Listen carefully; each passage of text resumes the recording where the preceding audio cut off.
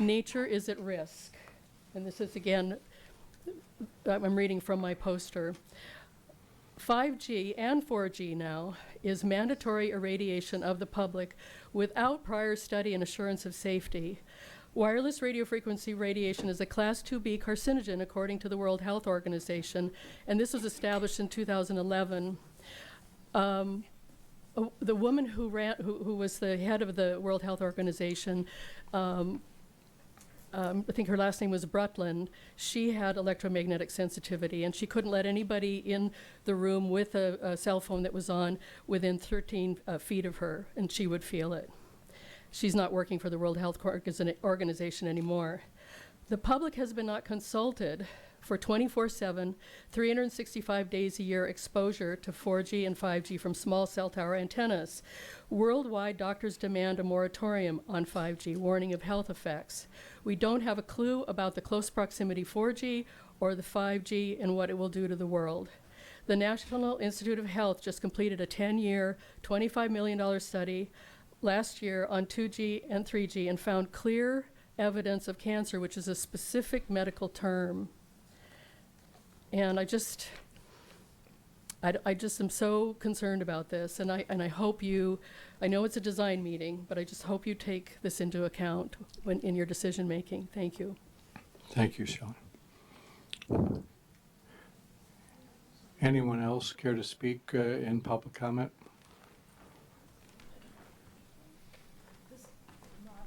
No, I know.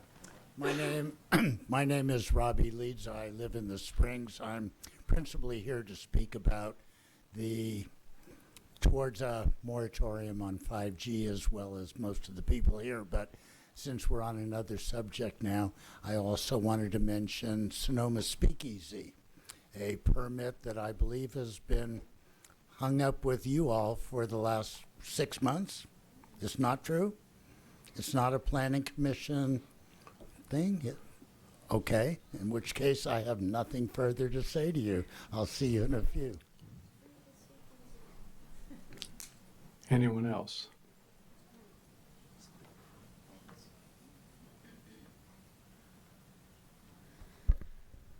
Good evening, my name's Poppy Darby. A 5G installation, if mandated, should be installed with all possible safeguards for human and animal health as possible. Does falling property value coerce homeowners to collude with industry to design these potentially dangerous transmitters, disguise them, therefore exposing folks who would otherwise avoid spending extended periods of time in those areas? They should be visible, clearly marked as potentially hazardous. Post-marketing data should be carefully collected and analyzed annually over a 5-year period in order to determine if there is statistically significant signal of concern in any of the many areas brought forward or in areas not yet thought of that may drive future decisions to allow expansion or removal of these transmitters. This rollout should come with funding for the independent study and a contract stating that no additional transmitters would be added until analysis is complete of a 5-year study. Technology and communications are rapidly developing, and we may want to consider the futility of being on the cutting edge. Our town should be a leader in something more sensible. Thank you. Anyone else?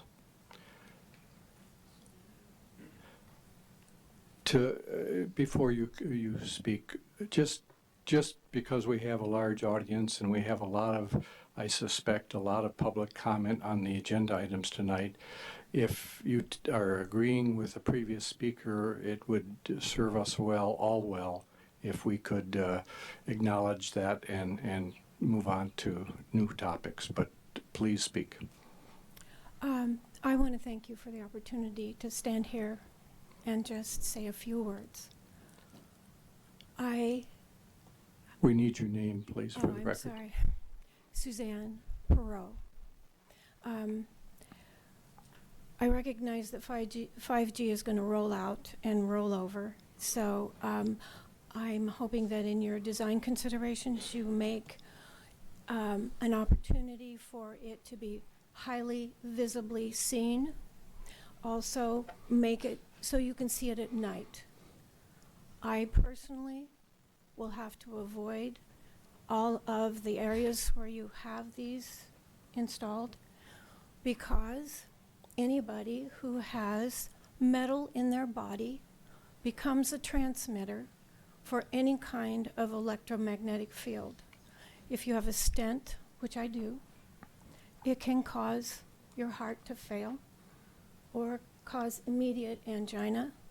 If you have braces, it's been reported that you can feel the energy in your mouth, in your fillings, in a shoulder plate, which I had removed, specifically to prevent my body from becoming an antenna.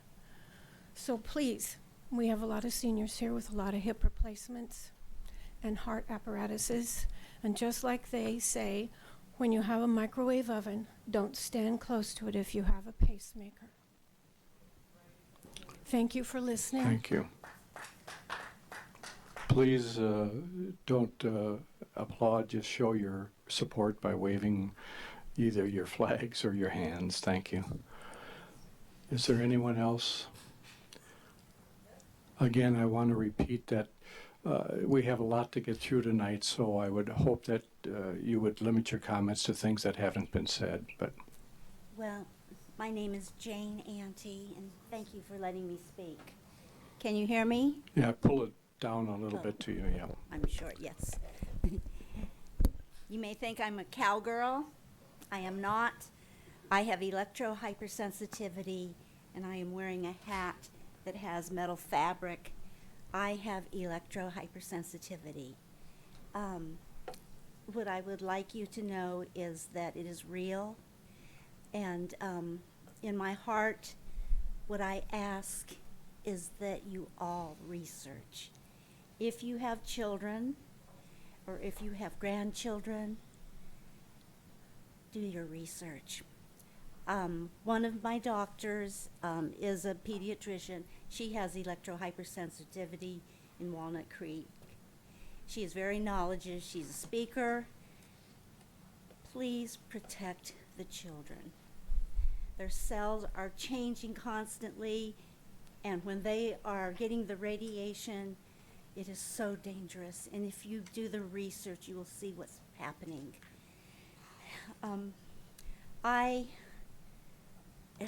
Those who know me or have met me, I am very wild and vibrant, and I love life. And 3 years ago, I just got sick. And I was in the hospital constantly.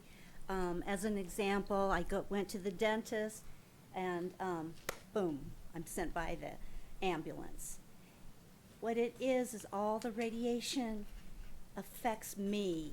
That does not mean that I'm normal. It means that I'm sensitive. But it's real. Everybody's body is the same. So at Kaiser, they tested me for 9 months because they knew I'm sick. They didn't know what. 9 months, and they couldn't figure it out. Finally, I am allowed to go to another doctor. Kaiser pays for it. And the first thing this doctor said is, "Do you have electro-hypersensitivity?" "I don't know. What do you mean?" So that's what I have. I have had it now for 3 years. Please just do the research, and please care about your children.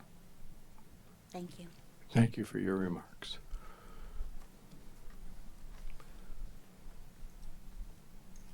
Hi, my name is Maureen Clancy, and I live down the street, on this very street. I've seen the map of the cell towers that are going to go up, and I'm angry about it. I'm angry with myself that it happened and I didn't even know it was coming. This is true. It's not safe. There's studies that are out there. I want to know, have you all studied 5G technology? Do you know the impact on the mitochondria? Do you know the impact on children?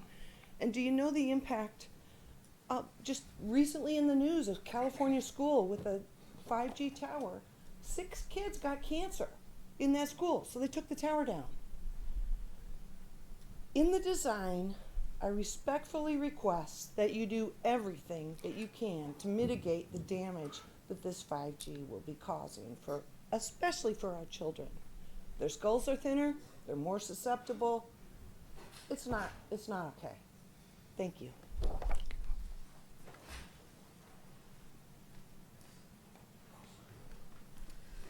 Hi, how you doing? I just wanted to. Would you state your name, please? Oh, sorry, Phoenix Asher Featherstone. Pleasure to meet y'all. Hey, so my take on this is real simple. I think that this is something that the community should vote on, and it should be put on the ballot. Simple as that. That's all I'm gonna say. I wanted to come in tonight and give my 2 cents. I think that people should vote on something this profound. So consider it. You look good tonight, Larry. Yeah, you're welcome. Again, remind you that this is items not appearing on tonight's agenda. I just wanted to say, my name is Sushma, and I wanted to say one thing, and that is all these technologies have been approved at the federal government level, where the FCC is a roundabout consisting of Verizon and Qualcomm and other executives. So the federal government is bought, but you and I live in this community together with our children, our grandchildren, our aunts, uncles, nieces, and nephews, and we are the most affected by this technology. And so state, municipal, and local governments need to take charge of an issue that affects all the citizens locally. The federal government and the FCC don't care, but we should, because it's our families that are going to suffer. Thank you for the time. Thank you. Seeing no one else approach, we'll move on to the next item. Really quick. My name is Mark Marthaler, and I live at 146 East Spain. And I just want to continue on with, in the spirit of what she was saying, regarding that moment in time where you just have to make a moral choice, regardless. And I'm reminded of the trials at Nuremberg, where superior orders became a thing. Superior orders was the claim that soldiers in the Nazi army were making for the atrocities they committed. They had no choice, superior orders. And that's where we come to informed consent, where you can't force anybody to make decisions that are against their consciousness. And we might be coming up against such a thing regarding health and safety, which I can talk about now, ironically, because this meeting is about aesthetics. But that's the prime concern, is the health and safety of all of us. Just want to put that there. Thank you.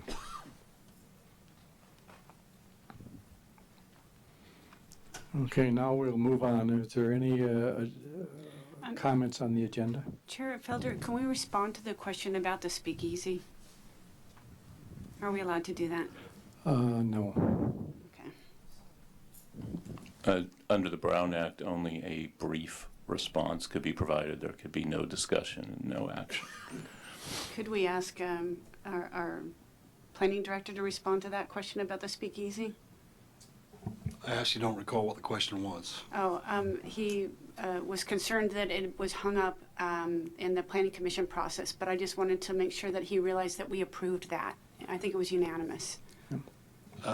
In the spirit of the very brief, there's a difference between what the planning commission did and what the complaints have been about the issuance of a building permit, the struggles from the applicant. Oh, okay. We are aware of those and working through them. I'd encourage the speaker to contact me tomorrow, or the building chief building official, Mr. Wyrick. Thank you. Thank you, David. If there's no comments on the agenda, we'll move forward. Late correspondence.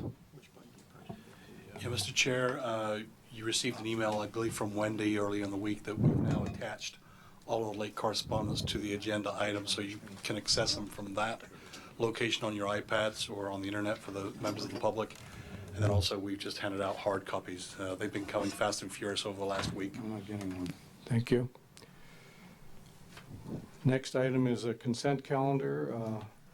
Any items appearing on the consent calendar are considered routine, will be acted on in a single motion unless by separate discussion, members of Planning Commission staff or public request those items to be heard. So does anyone who want to pull an item from the consent calendar? There's a set of 4 different minutes. I need to make a change to one of those. I haven't got a screen in front of my. Okay, I need to make a change to the last Yeah. one. I'm going to start that. Pull which one you want. I'm going to take this off. Pull that item then, yes. I'm going to pull item draft special PC minutes from this June 19th, 19 meeting. Is there a motion on the other items on the minutes? Go ahead.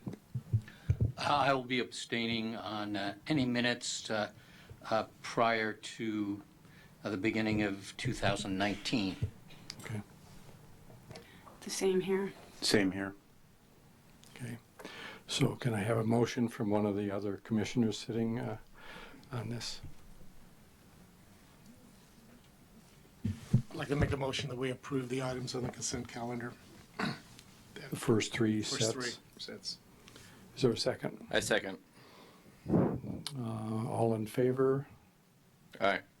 Aye. Aye. It's unanimous, 4-0. 3 abstentions. Okay, let's talk about the June 19th minutes then. The only change I want to make is I was not present at the meeting, so I was not on the roll call as it indicates in the report. Okay. We'll make that adjustment to it. Can we have a motion to accept those minutes then? So moved. Is there a second?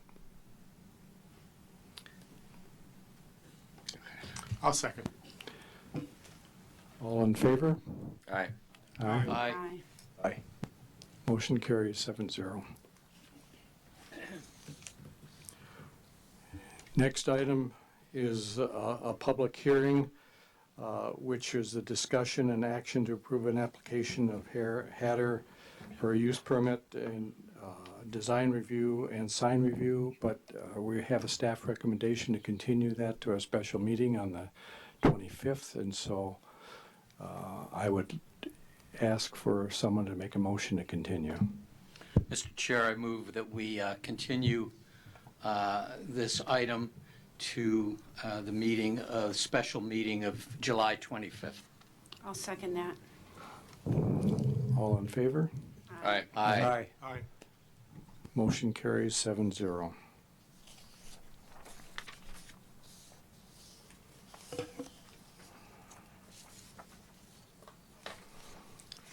Which brings us to items for discussion. There's a study session for the presentation discussion of design alternatives for use permitted application of Verizon Wireless to allow wireless communications at 3 locations.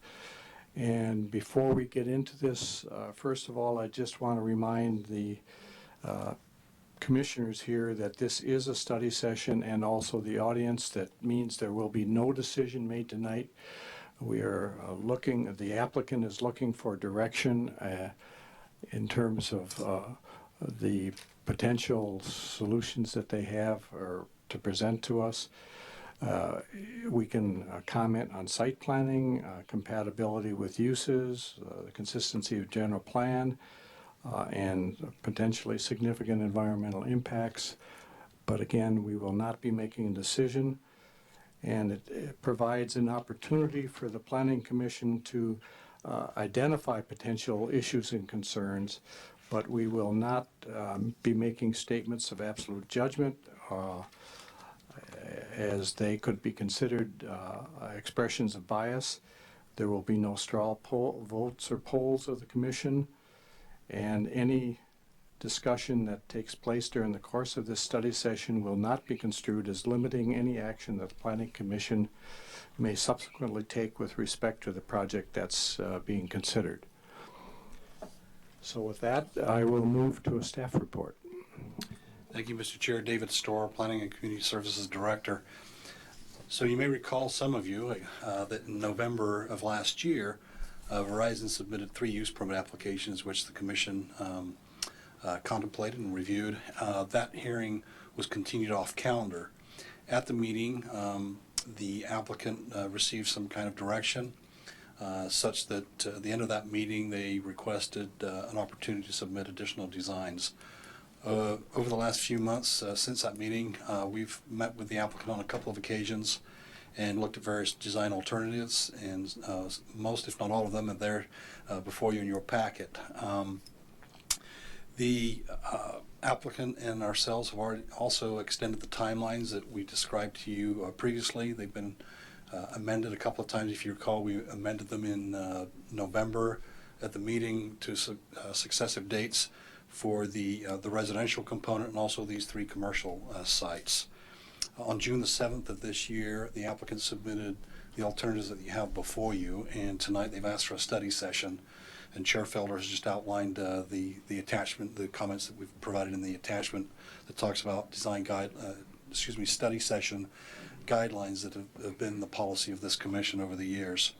So before you tonight, again, we won't be, as a staff, providing any recommendation. We can provide some information relative to we won't be providing recommendations, but we will be providing information to help clarify the many options that are before you. So again, we're looking at the 3 applications that were before you back in November, and now there are about 8 or 9, maybe 10, I believe, alternatives.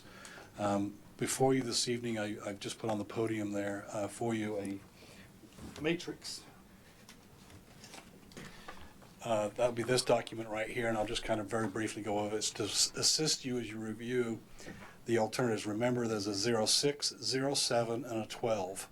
These correspond to the use permits that were presented in November. And if you look at this first one, you'll see that there's A through K. What I've done in the first set up there is highlighted one in yellow, which is the same application that was presented previously. So you've seen it before, but for the new commissioners, you wouldn't have seen that. And these are also this A through K, or whatever the letter is, corresponds to the binder that you received in as part of your packet, and also on the attachments for the public. The first set, for the case of 006, the first column are for design alternatives that relate to the existing power pole that will not be removed. The second set of alternatives, is for a street light being placed across the street at Wells Fargo. The third subset is for a new location that the Planning Commission has not seen previously, as with the street light at Wells Fargo. This would be on Studley Street, further down the road, opposite the U.S. Bank on the south side of Napa. Also, you'll see a slimline design that does not have the street light. So you can see that I've provided for you the same kind of matrix for 007, and 0012 with various alternatives that you've not seen before. Again, you've only seen 3 proposals. This has given you multiple proposals at the 3 various sites. In addition to the matrix, I feel like Vanna White now, we have a poster board that has all of those for 006 at the bottom here, 07, and 012.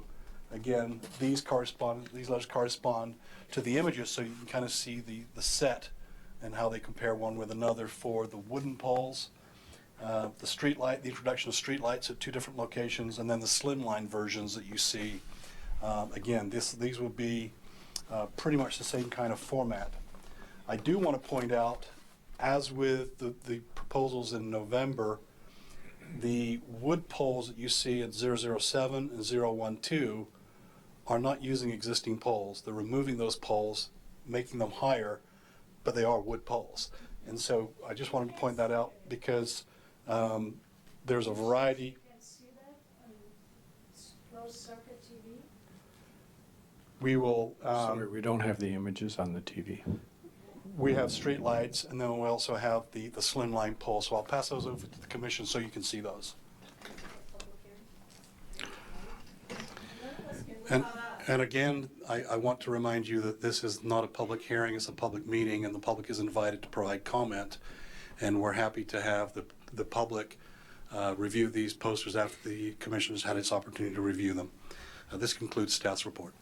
Thank you. Are there questions of staff? I wasn't on the planning commission when this matter came up before, so I need to sort of get a little clearer about the sequence of things. Is there going to be any kind of application for the right to put these up that is decided by any public entity, be it the planning commission or the city council? Yes, sir. Thank you. The applicant has actually submitted 3 use permits, and in November, the Planning Commission considered those 3 use permits. No action was taken. The meeting was continued off calendar because the applicant heard comments from the public, heard comments from the Planning Commission, and then asked for the ability to provide additional designs based on those first 3 that were submitted.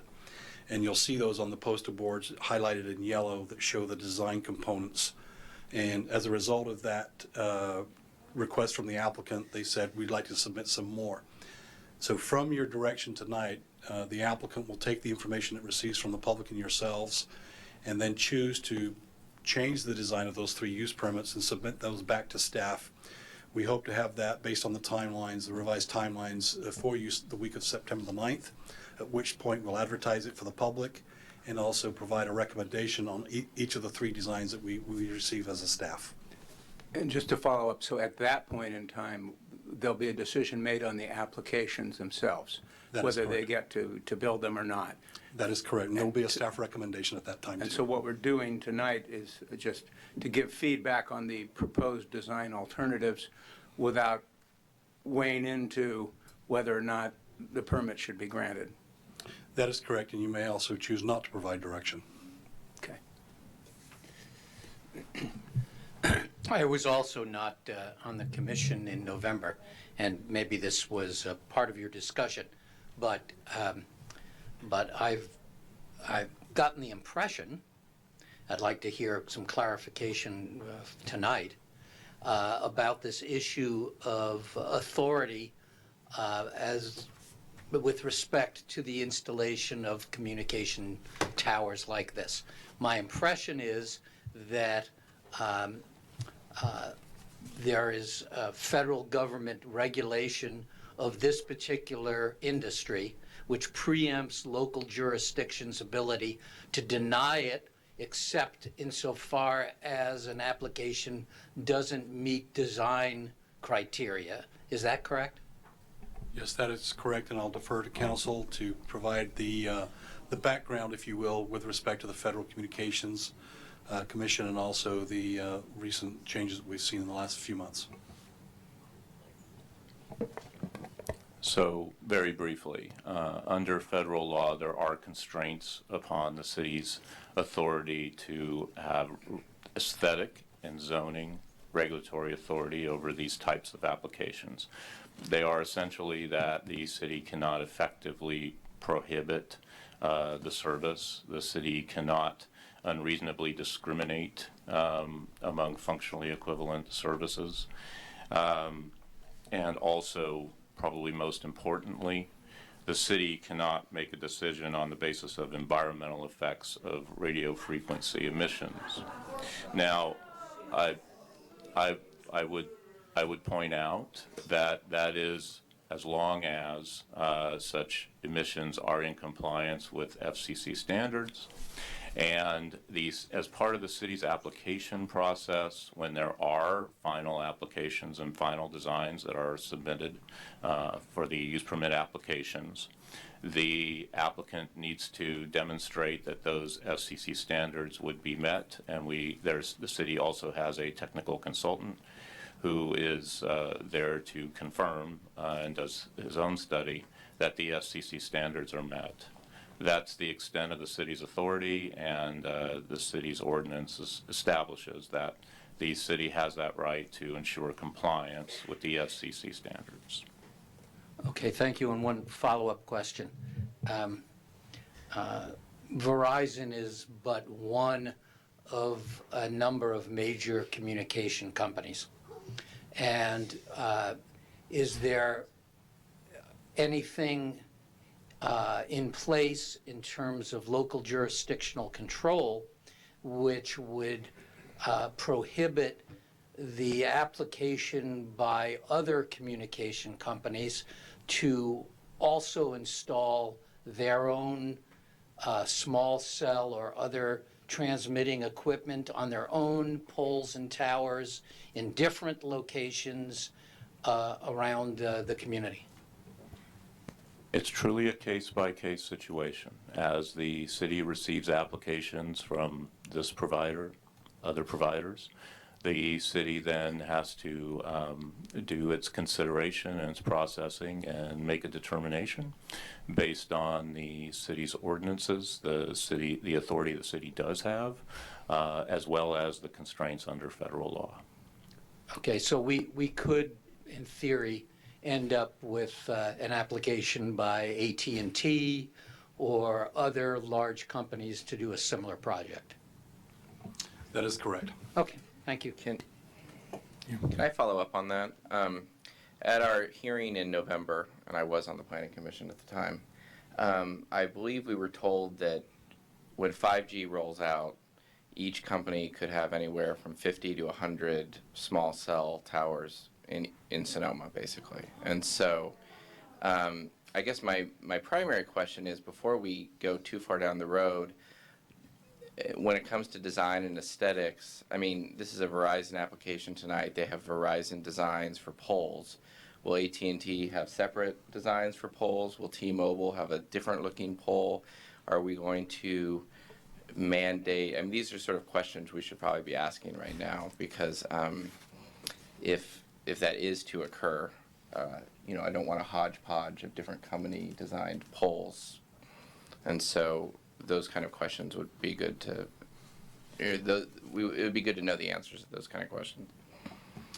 Yeah, the city does not have a prohibition on a number of cell towers on public or private lands. And so, yes, the city could receive applications from other vendors. We do know that other vendors are operating or submitting applications in other jurisdictions nearby and also throughout the country.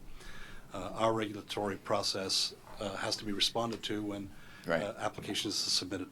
But do we have any, and I know that there was a recent ordinance passed in relation to this, I believe, but are there design and aesthetic considerations and even guidelines to follow in that?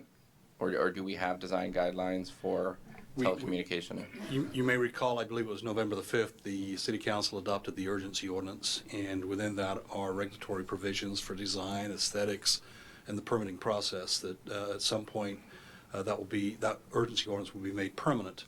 At present, these three particular applications come under the city's existing ordinance, not the one that was done through urgency.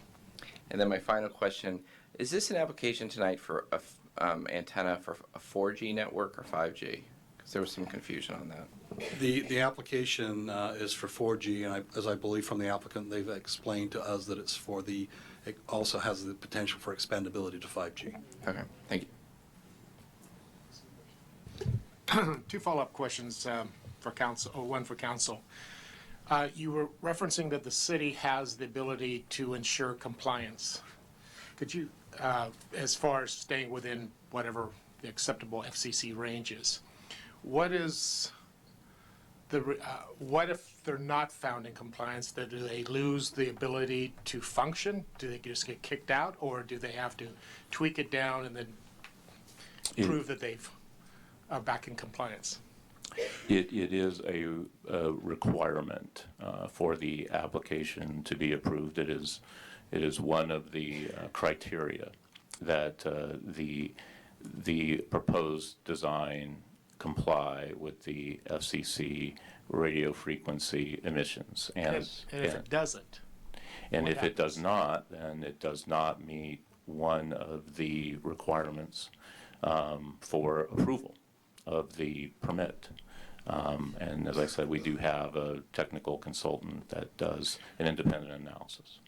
If I can just kind of add, I think where you're going, correct me if I'm wrong, is that they would then be in violation of the use permit that John just mentioned as far as the We permit. could pull it. And so there is a process of revocation for failure to comply with the use permit conditions. Okay. My second question, and it's kind of a follow-up to Commissioner Barnett's comment about the potential aggregate sum of the number. I think it's difficult this evening to isolate an evaluation for an aesthetic by one or two polls. But I will tell you from at least my perspective, if they are scattered thick throughout this community, that will have an aesthetic. And how could we approve some, and then another applicant comes in and wants to increase the density, and all of a sudden we decide, no, that density has gone from being marginally acceptable from an aesthetic standpoint to absolutely not being acceptable, and does that expose us to some sort of legal challenge that, ties our hands even more? At this point, we have not received any other applications. I think the basis for believing that there would be other providers and that there would be more and more sites was from the technical consultant's analysis. The city has to, as it receives applications, make a determination as to the aesthetics of the application while applying the constraints under federal law. So what the city is obligated to do is to, in these applications, when there's a final design that's submitted, make a determination on these applications. Whatever applications come or don't come later in time, the city will then have to make a determination, having had the landscape changed by the applications, if they are approved and if those facilities are constructed, then the city would have to look at the aesthetics of those future applications, given the landscape having been changed if there are more facilities. But unfortunately, this is an area in the law that is very gray and very unsettled right now. And even as to the FCC order, there is not much specificity as to what specifically would occur. So the best the city can really do is proceed as it receives applications. At this point in time, the city has only received these applications, and that was from 2017 that these applications were made. And there haven't been any applications that have been made since that time. Mr. Chair, if I can just add a component there. To be clear, there are 3 commercial and yet 7 residential sites that have been submitted. We are not dealing with the 7 residential at this point in time, so that kind of goes to the question that was asked earlier about how many are out there, and the applicant can certainly speak to the timing for the residential sites, if you will, as opposed to these 3 that are in the commercial zone. I have a follow-up question. I understand from the previous questions and answers that environmental issues related to radio frequencies that consideration is preempted by the federal standards. But on a different note, who decides whether they need another cell tower or 2 cell towers or 3 cell towers?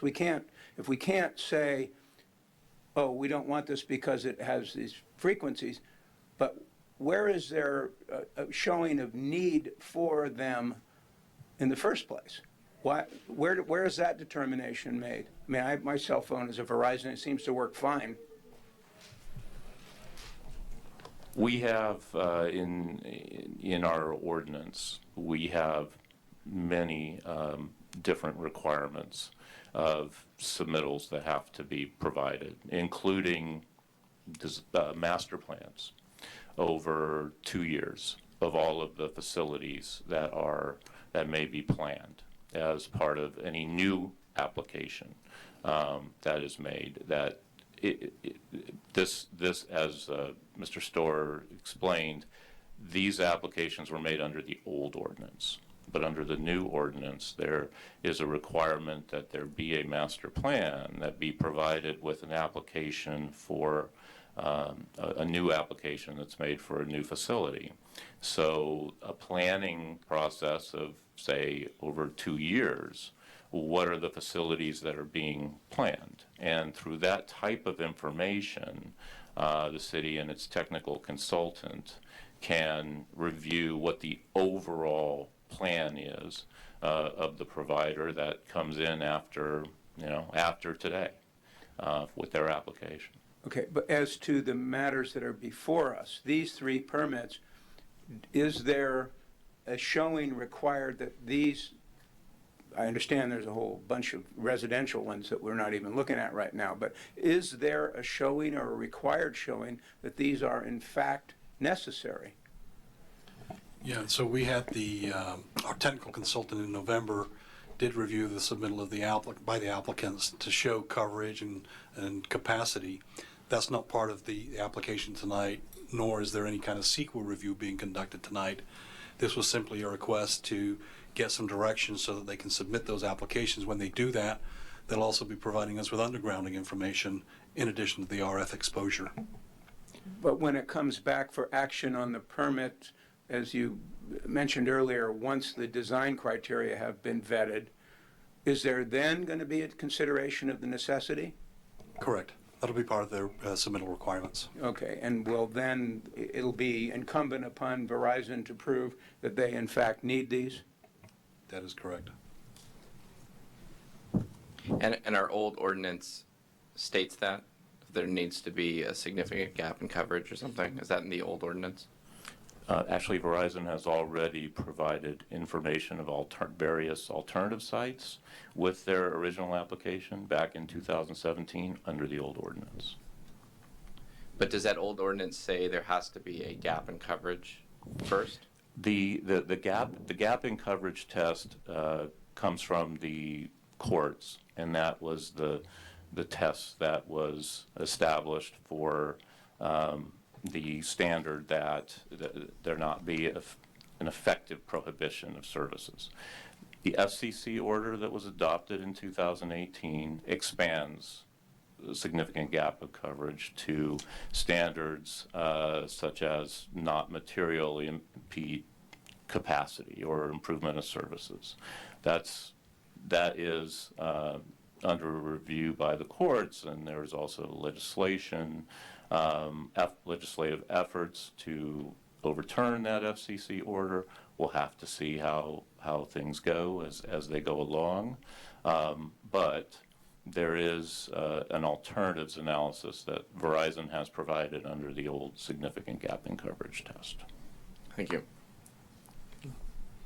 Yeah, I have a couple of questions. The first is, I'm wondering, I know the FCC sets a standard.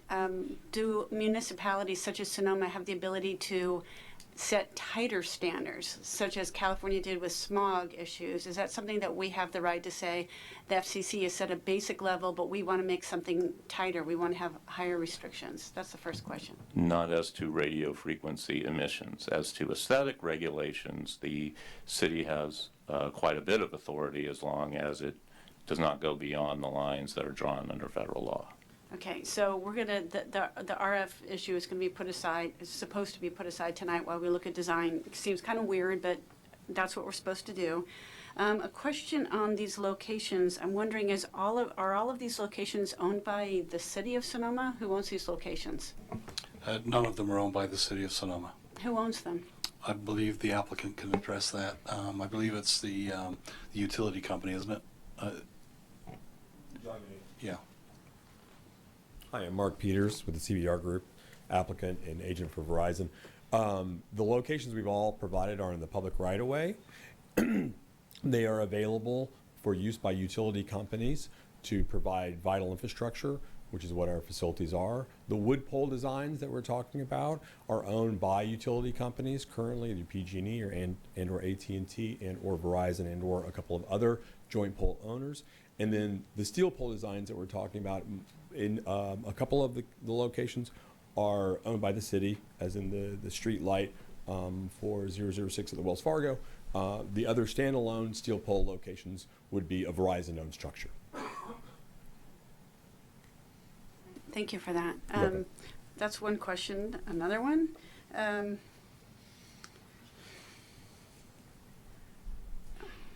don't even know how to ask this question.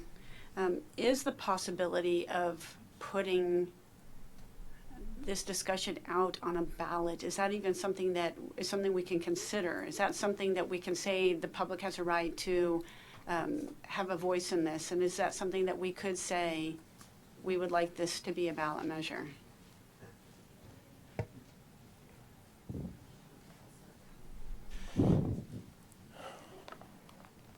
An ordinance can be adopted as a ballot measure. There is an ordinance already that does implement what the city's authority is in this area, which is over zoning and aesthetic authority.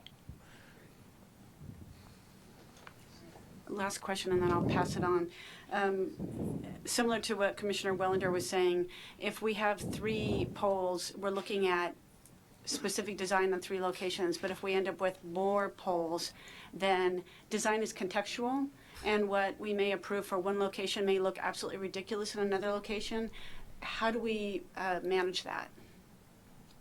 At that time, if it does seem to be aesthetically unpleasant, and the city is free to deny the application under federal law, then it would be denied. So this is specifically just for these 3 locations, and anything that we would, if we potentially decide on something, it doesn't carry over to any other locations. That's correct. I mean, this is just a study session for various design options for Verizon to give to receive input and feedback if the commission so chooses on those options. And that is only for these 3 applications. And again, if I can just add on to that, tonight is the first night that you'll be seeing anything other than the ones in yellow on your bar chart. So in November, you only saw 3 locations. Tonight you have multiple locations for those sites, some on different streets altogether, a couple across the street or just down the street from the others. One last question, I think. I'm wondering when a proposal for multiple sites and a multiplicity of sites then crosses the CEQA barrier, because CEQA clearly, in a town like this with historic classification and recognition of the downtown area and so forth, it seems to me that there's a strong likelihood of the triggering of CEQA for a commercial program that will have aesthetic and impacts on the community, and including its historic section. So when does, and once again, this may not be an answer we have yet, but it seems to me that there's going to be a point where this crosses a line and needs to trigger a CEQA review in order to go forward. When does that happen? So I'll try to do the best that I can here on that one because it's a great question. So we actually have 3 use permits, and each one of them has to be taken upon its own merits at these 3 different locations. And so each application 06, 07, and 012, we've each kind of thought that there will be a categorical exemption for each one of those. But then if an applicant comes in with 22, as I know they've done in some other jurisdictions nearby, then you look at the cumulative impact. Is it treated singularly? Is it parsing out? Is it part of a whole? That's a question that I'll refer to council at some point in the future. I don't think we need to cross that path right at the moment. Well, it seems like a lot of the questions of the commissioners are suggesting that at some point a master plan where you'd have an open application period for all the vendors, 4 or 5 or 6 of them, to come in and so that we can coordinate this, the city.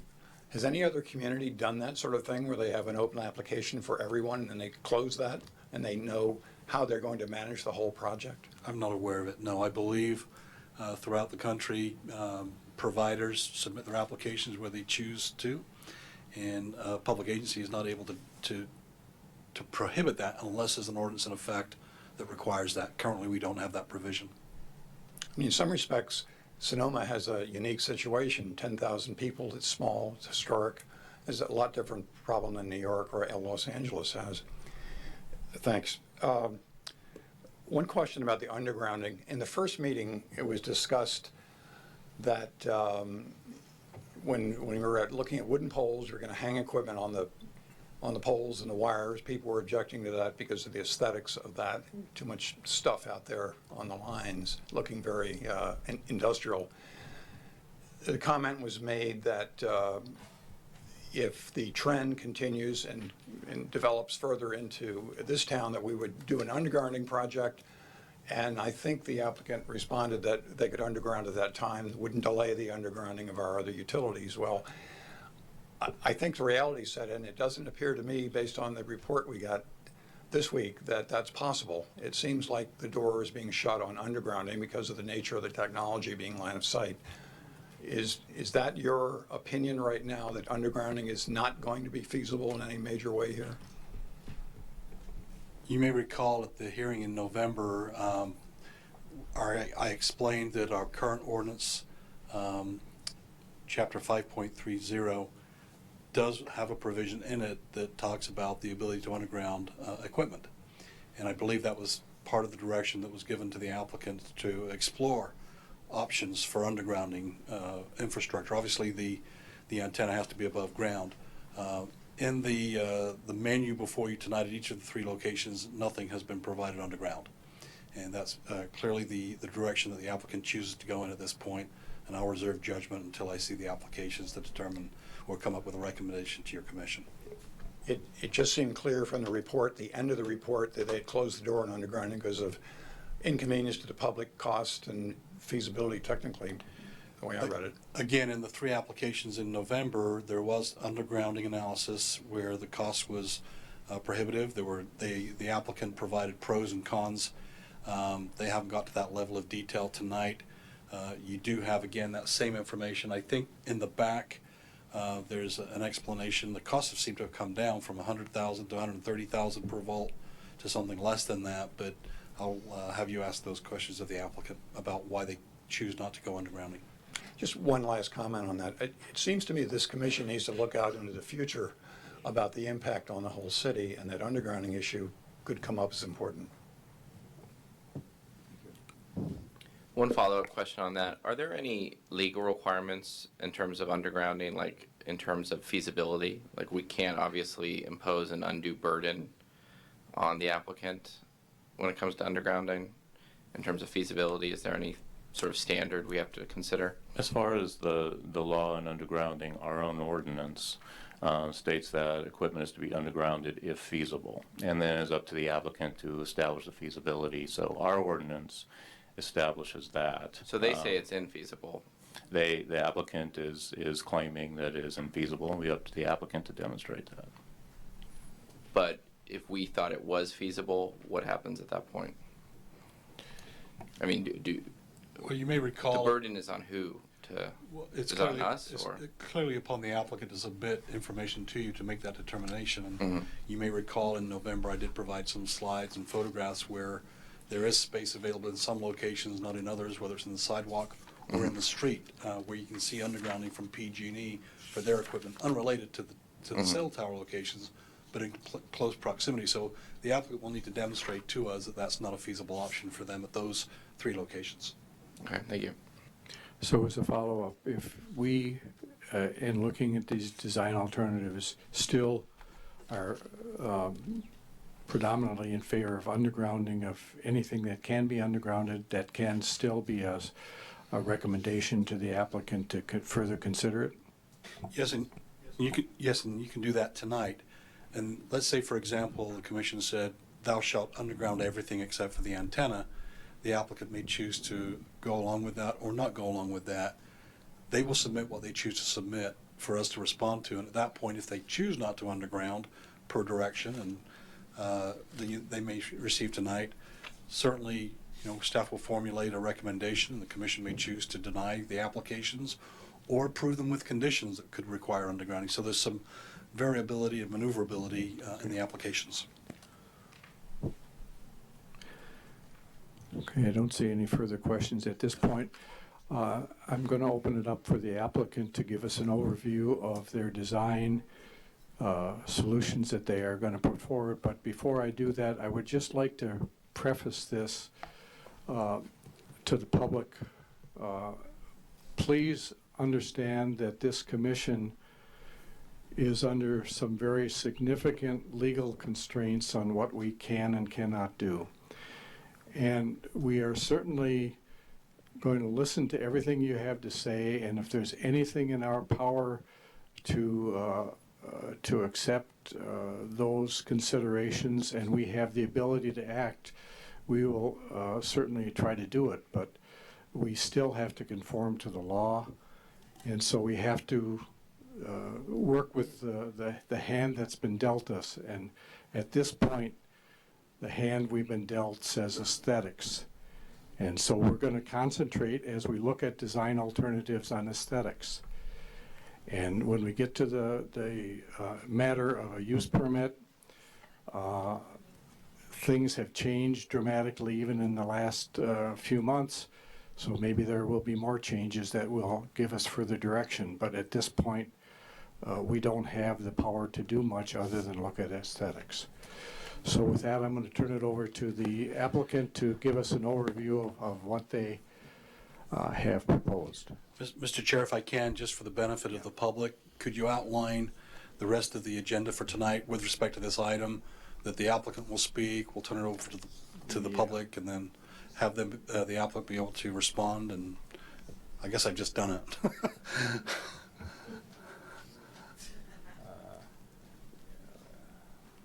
And Mr. Chair, if you want, I mentioned to the applicant today, as we did in the past in November, they had 20 minutes in which to make their presentation.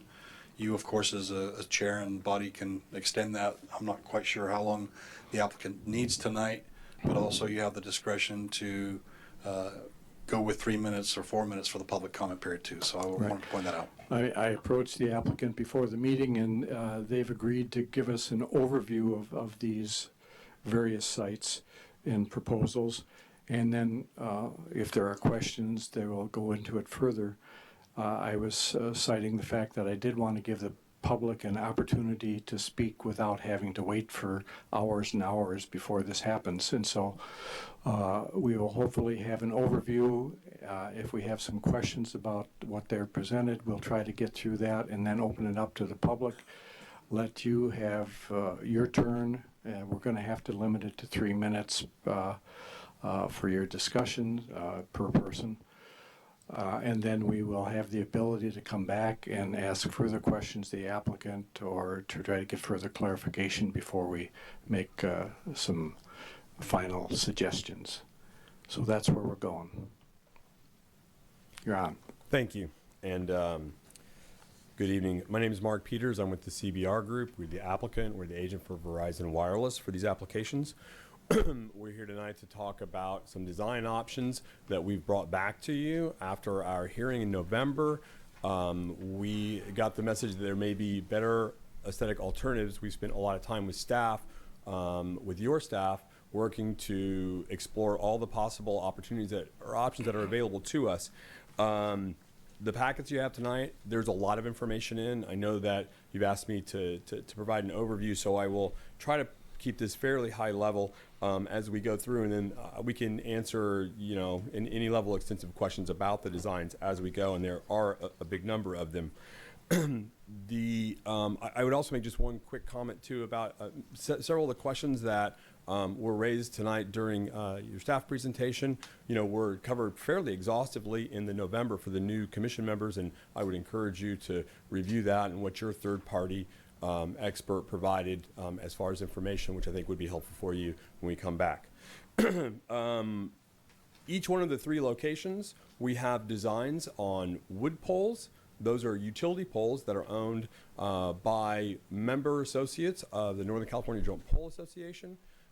And PG&E governs the top portion of the pole where our antenna goes. And I will say that we have 5 or 6 options, and I'm not sure if you can see my screen here, if we can hold up the board.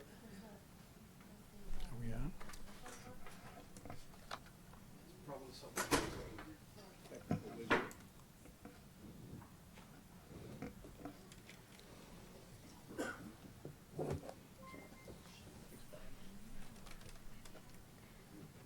And you can follow along, and I'm just going to skim through this very quickly. So this is adjacent to a parking lot. The first image you'll see in the packet is of the existing facility. The designs that we have for I'm just talking about Sonoma 6. I only talk about Sonoma 6 in this presentation. We can ask questions and go through the other sites later. We have what we refer to as a mid-mount design with ground furniture. One of the requests that came back to us in the last November were there designs that we could put different types of concealed furniture to put the radios in, mailboxes or mesh cabinets that blended with landscaping, and you'll see a couple of designs to those effects. You'll also see a design with standard telecommunication cabinets. We have also proposed a few designs that have equipment on the pole in a variety of configurations. I can answer questions specific to these. These are all on the existing utility pole at Sonoma 6, Sonoma 7, and Sonoma 12. The utility pole would require replacement to be structurally sound enough to support the equipment. Many of these poles are old that are in the area, so that would be a replacement pole. In the efforts of making it taller, we have to put an extension on top of these poles to separate the antenna from the power when we're at the top of the pole. So when we talk about a pole replacement, we're not trying to make the pole bigger for our purposes. We just, instead of putting an extension back on the pole to separate our antenna from the utility wires, we just buy a taller pole that looks better. And that taller pole is the same height as the extension would be on the existing pole. Also for these locations, it varies depending on the height of the existing pole. The distance that we must maintain from the power line to the antenna is 6 feet. It's a safety clearance by PG&E. And then if our antenna is 2 foot or 4 feet, that according distance would be added to that 6 feet. Well, for example, on this sheet here that this young lady is holding. Which option? Well, like the one in the upper right there. How tall is that? D. D. Alternative design D. So that's the existing wood utility pole. I don't have the construction drawings open to me. I believe the pole is around 45 feet tall. Our antenna is mounted approximately 28 to 30 foot zone in the comm zone of the antenna, and we have a mesh cabinet that's set back against the edge of the public right-of-way near the landscaping to house the radio equipment. Extended pole. No, it's not. That is. Pole. This is an existing pole. That's an existing pole with just the equipment bolted to the existing pole. And when you have an extension, how tall is the extension generally? The extension is required by PG&E to be 6 feet. Yeah. I will tell you that they actually come in 7 foot lengths, so they are generally 7 foot long wood extensions. And then we put our 2 foot or 4 foot canister antenna on top of that. In the cases of the other two facilities in Sonoma that we have proposed, those poles need to be replaced. And as part of this project, they would be replaced. And instead of putting the exact same height pole back in place and then putting a 6 foot wood extension on it or a 7 foot wood extension on it, we just install a pole that is that high with the extension on it so that it looks continuous through its length instead of going to the top of the pole, wood, steel bracket, section of wood in the antenna. So in total, it might be 50 feet. It might be 50 feet if it were a 40 foot wood pole to start with, correct. Thank you. Some of these items we discussed last November. What you have not seen, let's go to the next cardboard, since last November are some of the steel pole designs. In the case of Sonoma 6, design option F is utilizing an existing street light that the city owns and maintains next to the Wells Fargo building, and we would mount our equipment to the existing pole with the antenna on top. There is another location on the other side of. Can I? Yes, before please you do. get Please too interrupt far, me at any point to ask me any questions. The example that you were just showing, I think it was D. No, it's D, and it's got the caged the caged cabinet. Yes. So that's sitting on what's now the sidewalk. That's correct. And what's the diameter? What's the measurement of that? The width of it is 2 feet. The sidewalk there is about 6 feet. It conforms to ADA requirements for space to get around it. Okay. Thank you. You're welcome. And I would say that all these designs that we have before you, only one of them has fully been engineered, which is our original proposal. We have done preliminary engineering to make sure that they are essentially feasible, but we have not dimensionalized everything on every one of these designs just for its practical consideration. Could I ask you a question about Please do. F? Alternative F there, and I think it had, I don't know what portion of your equipment are those two things attached to the side of the pole there? What is that? Those are the radios? Okay, and just because we haven't seen them yet, but we have all seen them in your submittals. Other locations have those presumably in either the base or up the top. We don't see these things stuck on the side of the pole, like the slim line with the base. That's right. We have multiple design options. So this is my one. question is, could those designs be used here instead of what we're looking at? In other words, Yes, they could. okay, that's Yes, thanks. they could. We're trying to give a kind of a wide gamut to get feedback on what you prefer. And I misspoke. I thought this was an existing street light. It's not. This would be a new proposed street light that's in the form factor of a typical street light. In other words, it's about a 6-inch diameter at the base and 4-inch diameter at top. Couple follow-up questions on the street lights, and this would pretty much apply to all of them.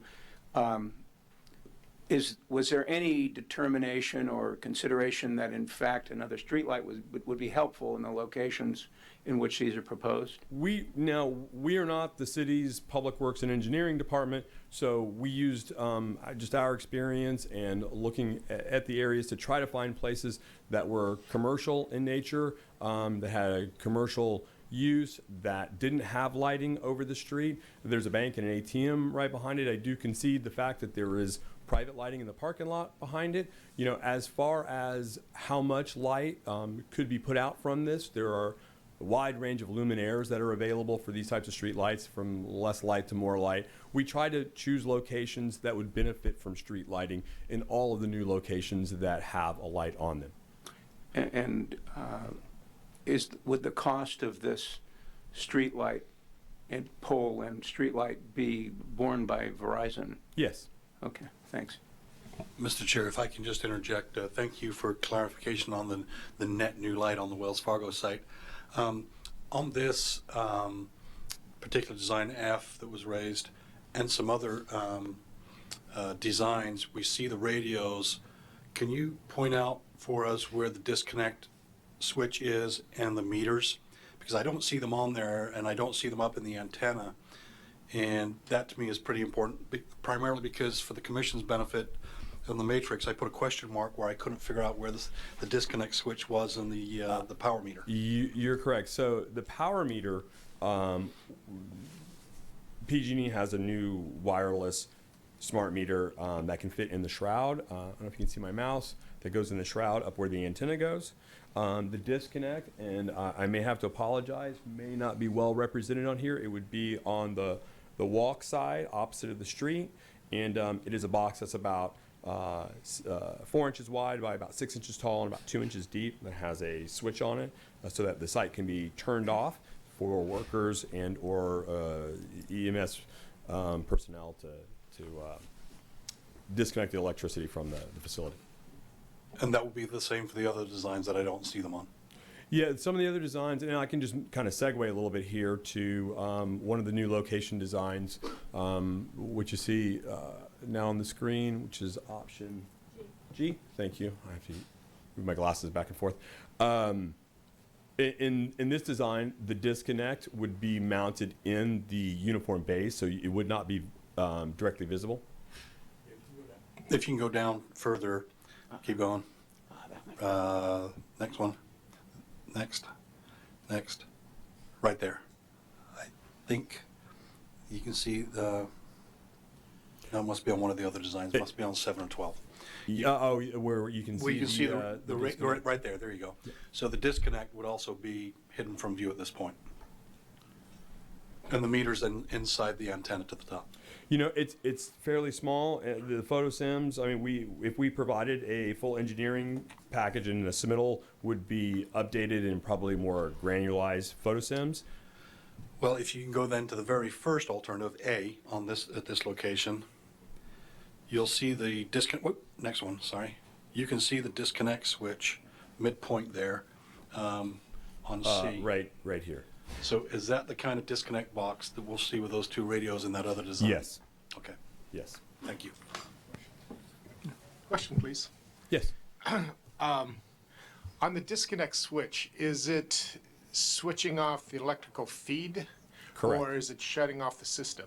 It does both by shutting off the electrical feed. So it is an electrical disconnect, a NEMA 3R, either a 30 amp or and I think for these would all be 30 amp electrical disconnects, and it disconnects the power source from the radios, which essentially turns the whole site off. And when would a typical scenario be where you would want to disconnect it? If there were a traffic emergency, if a car hit the facility, if a worker needed, in the case of the utility poles, if another utility worker working for AT&T or Comcast or PG&E needed to access the pole, those utilities are aware of wireless facilities, and their workers know how to recognize them and use the disconnect. And there's a number that you call on the disconnect that the telecom providers, Verizon, appreciates that you call and follow the instructions to let them know that you're turning the facility off, so they know it's not vandalism. They don't have to dispatch a technician when the site goes down. It might also be turned off if, like, a city worker were accessing a street light or something like that, to turn the facility down if they wanted to be, work at the antenna level of the pole. Thank you. You're welcome. I have a question. Sure. I'm trying to remember this from November, but the way these this network works is that these antennas need to see each other, right? They don't need to see each other per se, but they do have to be within proximity to each other. It's helpful in handing off calls from, as a mobile user is moving from one position to another, that there's no loss of signal or service when you move from the zone of one facility to another. That's why they're called a network. It's an interlacing of facilities. And so you've selected the locations of these 3 commercial sites because of their, what you just Proximity described, their proximity to each other. That was a consideration. So I guess perhaps this is a question for our planning director, city attorney, and so if Verizon's going to be investing, I assume, quite a bit of resources into developing and building these small cell sites, would that put any limitations on our ability to process and redevelop sites in the area? For example, I don't know how high the antenna is, but let's say Safeway was redeveloped and 10 years from now, a 40 or 50 story building was developed there that blocked, your investment and created issues with your network. Would that be a problem, or am I can making tell any you sense? things like that have happened. It doesn't happen very often. I mean, as far as a problem, it doesn't, the wireless carrier doesn't particularly like it, but there's no liability or burden upon the city in that respect that I'm aware of. Well, So we would be able to, there wouldn't be any issue with the city? no, I don't believe so. The use permit is, valid for 10 years. So I think if you're looking 20 or 30 years and a major redevelopment effort, that would maybe be a consideration of the Just use permit. hypothetical. I just don't want to be constrained by I don't think so. any These rights you have facilities by developing this are in now. the public right of way. You couldn't put private property in the public right of way. Right. If you're not a utility provider or a city, a municipal, agency. So I don't think, like, the Safeway wouldn't build a building on the location where these facilities are being built. No, but I'm just saying if it's high enough that blocked or created issues for your network. I would tend to think that if something like that did occur, maybe the carrier might propose either another facility or something to address the loss of service caused by an obstruction built around it. Okay. Paul?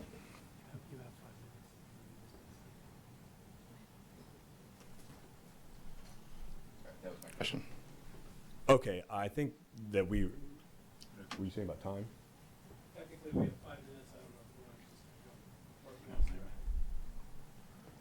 We were just concerned about a 20-minute time limit. We're approaching the end of it.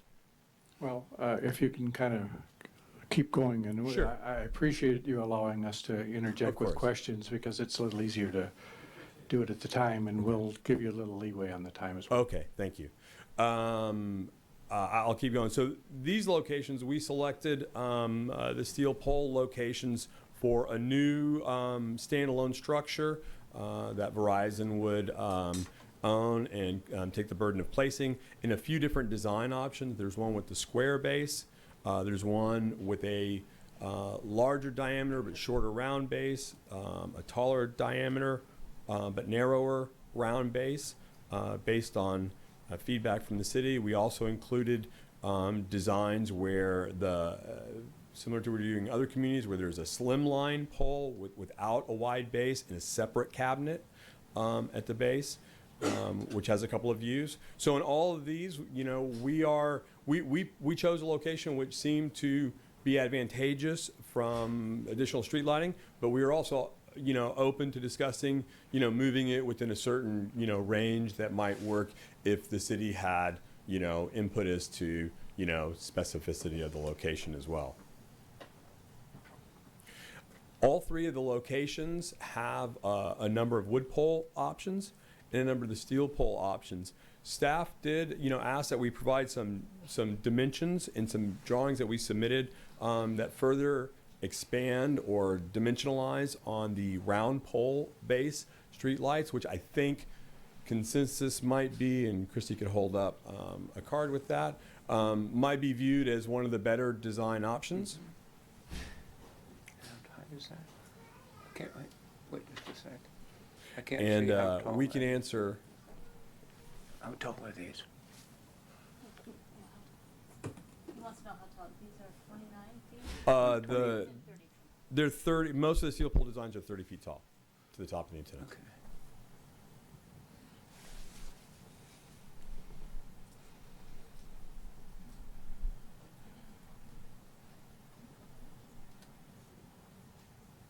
And that concludes an overview. Now, like I said, in your binders, I would like to thank David for putting together the matrix that might help you in keeping all this organized. Every tab on the binders associates to a different design option, and I'm not sure when we get to answering your questions how you might want to go about it. If you want me to individually address questions, or if you want to talk more specifically or maybe provide some guidance as far as the pros and cons of wood versus steel, but we can go in that direction if you want to take public comment first. I think it'd be my preference to go to public comment at this point, and then we can get into discussion here, and if we have specific questions about some of the alternatives, we can bring you back up to Okay, I'd be answer. happy to come back and answer any questions. Mr. Chair, just a question about our procedure. After public comment and we get into the discussion of the design alternatives, are we going to address each of these separate locations individually? At our pleasure. We can either lump them together and say wood poles are in or out, or street lights are in or out, or whatever. We don't have to go site by site for that. We also have different locations in each of the sites. Yes, and that's why I asked my question, because it seems to me if we're going to be making site-specific decisions that may end up with us choosing 3 different designs, one design each for each of the 3 applications that might be entirely different from each other. That My preference, I guess, Larry, would be to, if we have general comments about the different designs, we can get those out of the way first, and then we can go through site by site and make some selection. Thank you. With that, I think we're going to open it up for public comment. Again, please limit your comments to 3 minutes or less. And if you're saying something that's essentially consistent with something that's been said previously, it would help us if you could just show your acknowledgement by waving your hands rather than taking up too much of the meeting time. But we'll give you a chance to go. Mr. Chair, if I can just ask that the speakers spell their name for me. I'm a little bit impaired that way. I'm already had a disaster tonight trying to come up with some of the spelling, so I don't think. Lynn Marie, you're okay. I think I can get yours down. Okay, good. Okay, so as you approach, Are we going to have public comment for each location? I would prefer to do it generally. Okay, do they? Okay. So They know that. this is, we're not, there is one agenda item, and so you're addressing all three locations in this agenda item. Okay. Lynn Marie DeVincent. This is the design of our future for Sonoma. At our November 8th Planning Commission meeting, the independent tech consultant that the city hired stated that there is no significant gap in coverage in Sonoma. This highly respected consultant's analysis provides the city of Sonoma with an FCC-approved reason to deny all permits submitted by Verizon or any other carrier waiting behind them. The rebuttal from Verizon that not having their towers permitted means there is a gap in coverage is absurd. Which regulation do you want to go with?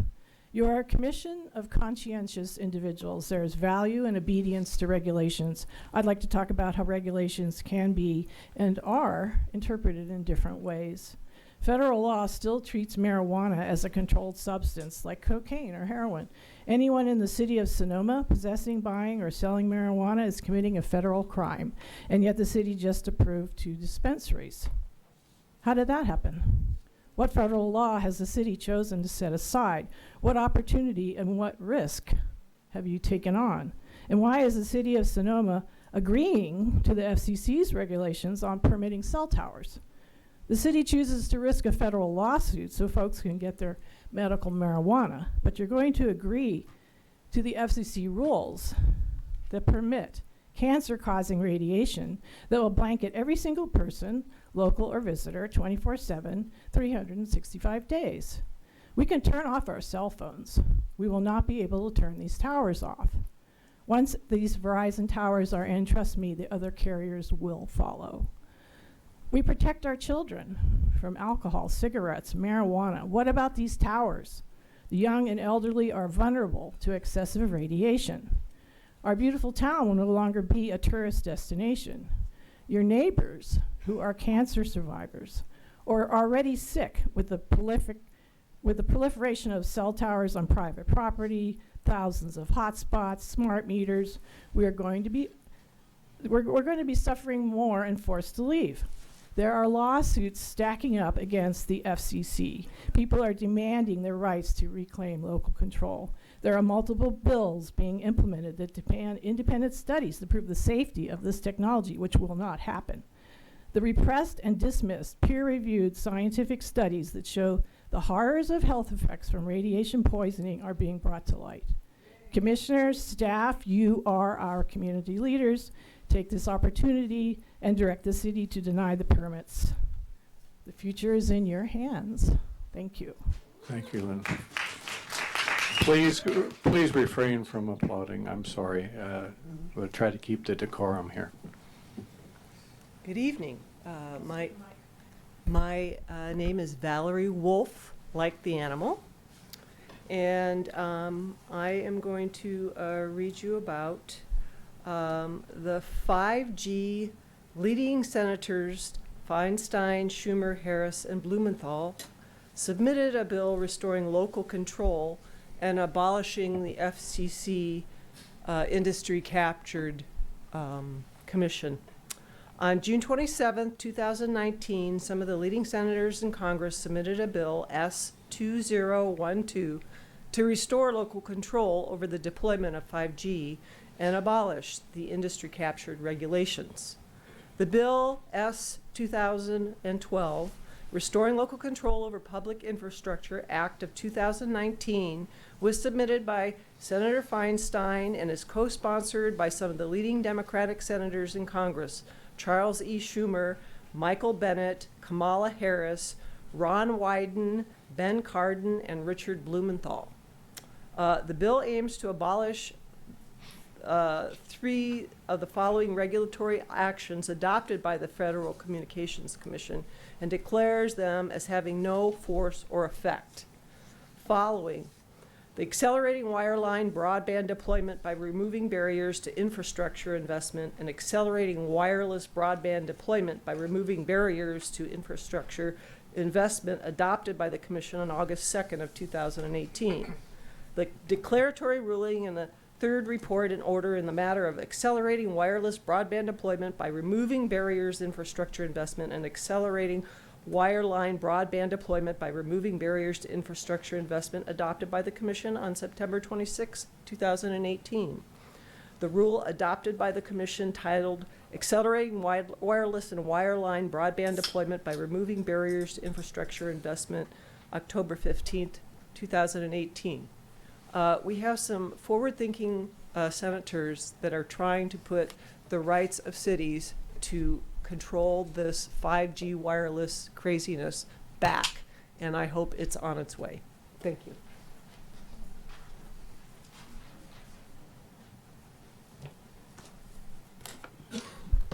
Good evening. I'm Stephanie Hiller. I live on 7th Street West, a few blocks away from where one of these towers is slated to be. But I'm really, I've been having a really Kafkaesque moment here, listening to all the limitations under which you are laboring and appreciating your immense patience, because I'm like about to explode in horror. And this legislation is making me feel a little bit calmer. It's absurd that that the cities are limited to so little control over a technology of such immense importance and power and known health effects, et cetera. It's just shocking. So maybe this legislation will go through and you'll be able to look at this picture a little differently, I don't know. From my perspective, the most important design issue that we face today is climate change. And the cell phone towers have an effect on climate change. I want to read to you from something I just downloaded from a website called What is 5G? And by the way, these towers are not intended for gaps in our current reception. These towers, when they have 5G on them, are intended to accelerate the use of the internet to create the Internet of Things, which will have everything on the Wi-Fi. Our entire lives, everything that operates in our homes, in addition to our iPads and our telephones, and these towers outside on the street in the public domain will have this capacity. So even more than we're living in today, we will be living in this wireless web. And I hope you will think about that. So this article says that it is not at all clear that the Internet of Things will ever succeed in offsetting its own fast-growing and unbounded energy consumption. IoT devices are expected to be low-power devices, but the number of IoT devices that Cisco predicts will be 50 billion by 2020 is an order of magnitude larger than the number of smartphones and tablets in use today. So each one will not be so powerful, but there are going to be a lot of them. I'm running out of time, so I'm just going to read one more thing, which is the conclusion here. Will the increased energy consumption from 5G and the IoT, Internet of Things, impact climate change? So the exorbitant amount of energy that will be needed to support the IoT and the highly energy-intensive footprint will necessarily result in a huge increase in carbon emissions, exceeding something like 4 million cars. I'm running out of time. Will the climate energy footprint of 5G and the IoT be offset by improvements and energy efficiency and innovations businesses may come up with? Not certain at all. Thank you. Thank you.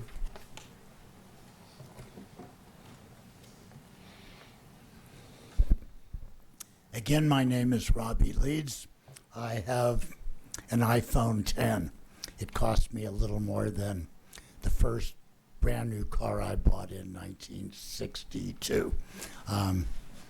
It does more than Dick Tracy's wrist radio. It does more than a Star Trek communicator. It takes care of all my needs beyond my wildest dreams.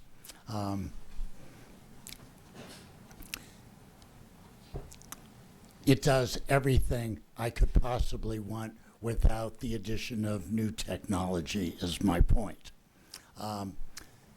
If the only thing you can decide is aesthetics, we've all looked at the pictures and I think they're all pretty ugly. I don't know about you. But really the concern is not the aesthetics of these poles. The concern is the electromagnetic field and the radiation that comes from them. If you want, as was quoted in testimony in Eugene a few months ago, more cancer, more sleeplessness, more reproductive problems, and several other maladies go with 5G. However, the technology so far, despite the FCC's clean bill of health that it's given 5G, speaks otherwise.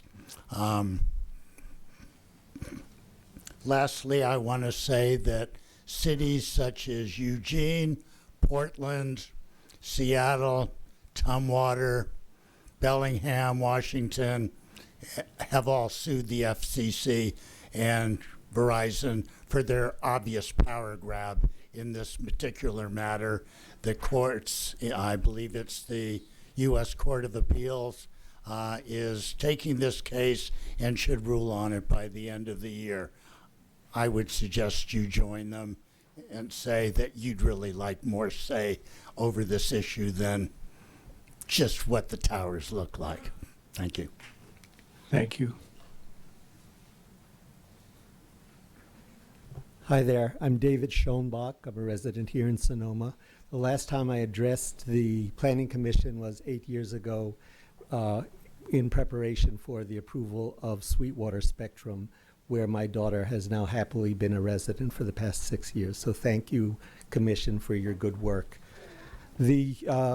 Speaking specifically to the aesthetics of the issues of these towers, I think the design questions can be happily mitigated by separating the 5G technology and the small cell technology that Verizon is choosing to use here for delivering 5G. 5G can be delivered in other modes, and I urge that the Commission get information from the applicant about those other alternatives. Small cell approach will require hundreds, many hundreds of towers in Sonoma, and clearly that provides an aesthetic problem for the city. It has other considerations too, but clearly there's an aesthetic issue.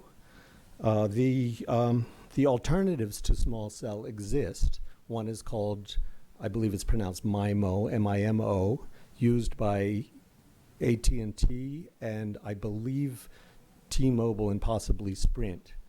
And then there are other technologies used elsewhere. There is something called LMLC.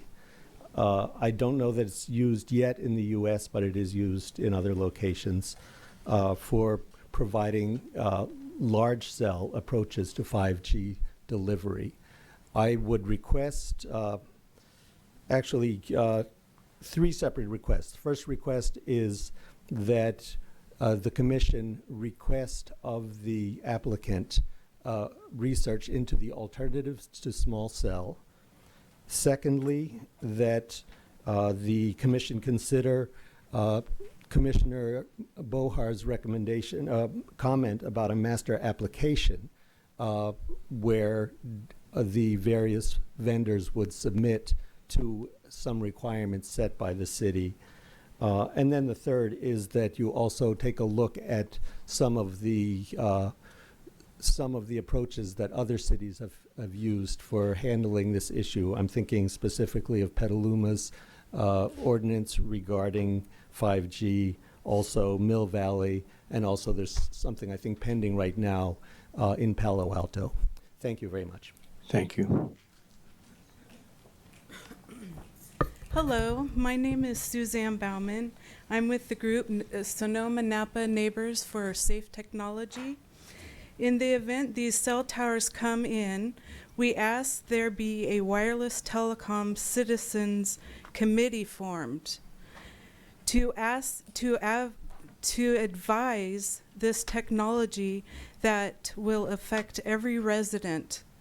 We also recommend that 1, Verizon must pay for an independent electronics technician who never worked for telecom, hired by the city to monitor the radiation from each cell site for 48 hours, at least 4 times a year, at high traffic, unannounced times to verify that they are not exceeding the FCC limits. If they do exceed the limits, there should be a stiff fine, like $10,000. And 3 strikes and they're out, and must remove the site. 2, Verizon must put up a performance bond for each site to cover all costs in case of site removal.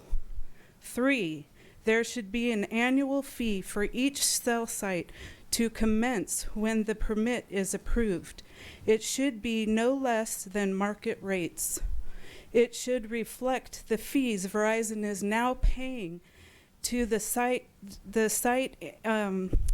antennas on private property. These fees should be revealed so the city can calculate the cost. Verizon must provision each cell site with a fiber optic backhaul underground, no overhead fiber optic cables, despoil the sky view of residents, much more than thin electric wires. 5, Verizon must notify the city of specific frequencies in use at each cell site, and any changes require 5-day advance notice.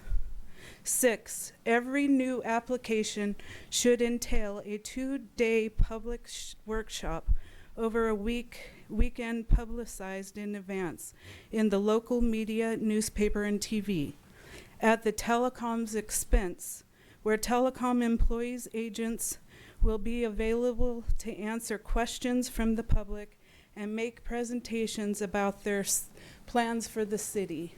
Thank you very much, and thanks for listening. Thank you. My name is Sabina Cesar. I live on 5 West, and unfortunately, I would be in the intersection of about 3 different cell towers, so I definitely feel I would be very much impacted by this. This is a design review, and therefore I wanted to make some observations about some of the things that I saw. I had a chance to look at them earlier online. And what did I see? The average house, the average home in Sonoma is 32 feet. The towers will be anywhere between 35 to 55. So they're looming disproportionately over the city in size and in mass. The bulky equipment on the poles at either eye level or ground level, I find it to be an eyesore. And the facility should be either concealed underground or camouflaged in some sort of underground way. The unobstructed view of the cell towers also offends aesthetics. The height and design is inconsistent with the surrounding features, and it does not blend in. My safety concerns for that are some other points here. On 5 West and 2 West, those are heavy traffic streets. And these poles would be quite unsafe, especially if they had their electronics on the street level. One drunken driver could heat one of those batteries and cause a huge explosion and consequently fire. The wooden poles that PG&E provides with that heavy electronic equipment on top are also magnets for lightning and, again, a fire hazard. And another thing that occurred to me, the extreme height of those metal poles carrying heavy weights on top are subject to be blown over by high winds or earthquakes, and again would result in explosion and fires. The poles themselves were not meant to balance that much weight on top, and they're probably not seated deep enough underground to carry that much weight proportionately. This whole application is built as 4G, at least the last article in the newspaper was such. It's actually, once the poles are owned and leased, Verizon can trade out any equipment that's on there without any further public review. I'm going to have to ask you to wind it up, please. Yeah, let's see, one more point. The poles, as they are planned now, are built as commercial. However, residential areas in close proximity. So we are all heavily affected by it. That's what I say. Thank you.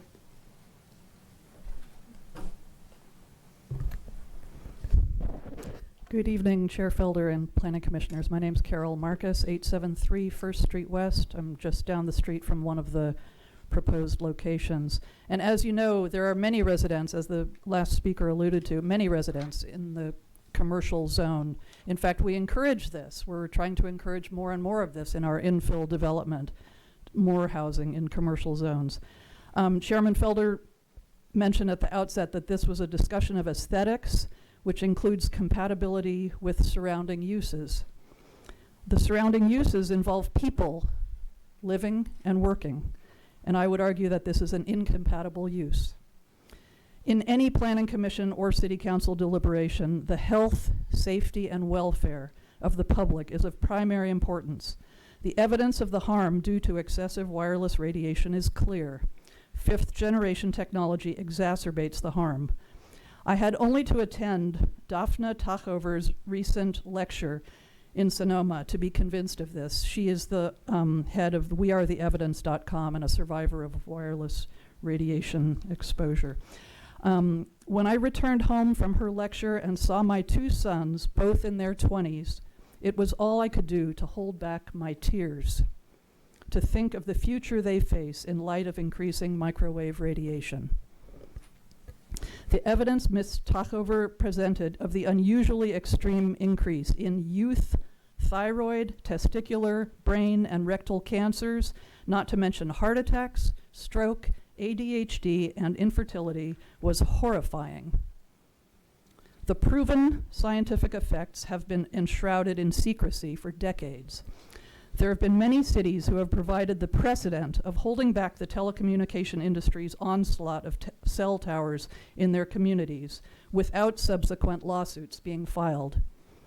The California Supreme Court has sided with cities and have interpreted PUC regulations not as allowing an abrogation of cities' responsibilities to first protect the health, safety, and welfare of its citizens. While I understand that no decisions will be made this evening, you will have to make decisions at future meetings. You may think that it is futile to attempt to hold back the telecommunications industry, but I look at this more as a David versus Goliath moment. Think for a moment if one of your family members or friends suffered from microwave radiation exposure. Shelley Masters, who spoke earlier, is living local proof that should negate all doubt you may have of the risks of microwave exposure.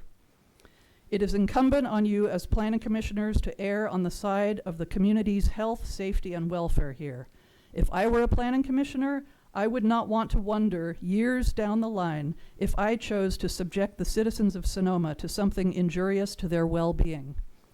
The communications companies are planning for a 5G rollout at any cost. You are the planning commission. What are your plans for Sonoma? Thank you, Carol.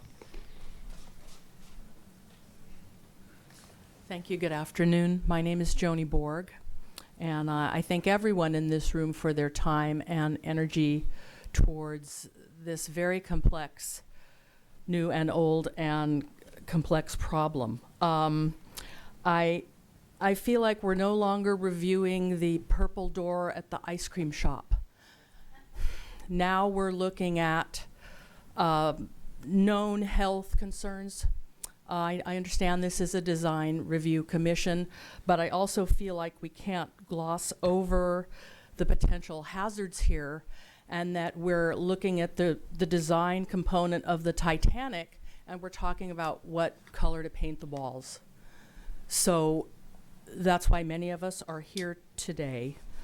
Many sensitive people in this room and people who are not yet sensitive are social canaries in the coal mine of electromagnetic radiation. This is my ultimate concern. I just learned today, as a matter of fact, that whether this project is 5G from the outset or whether it happens in 10 minutes, that 5G technology needs a 200 to 500 foot line of sight. Now let's think about that. You need a tower every 500 feet, a tower that can see another tower, spreading electromagnetic radiation throughout so that we can start our damn dryers from our car. It just is a little much to me.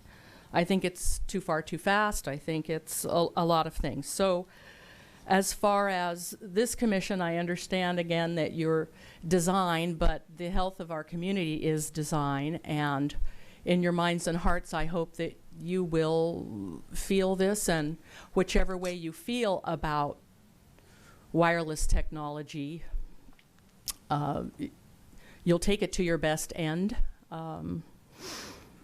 This is our opportunity to speak at all opportunities to speak as a citizenry that we highly object to the FCC's, the deals that are made. I mean, big companies say, trust us, Exxon, Valdez, anyone? So I'm not particularly trusting of this with World Health Organization documentation, with National Toxicological Institute tumor links at 2 and 3G. Now we're talking about 4G, and now we're talking about 5G. What do you think is going to happen?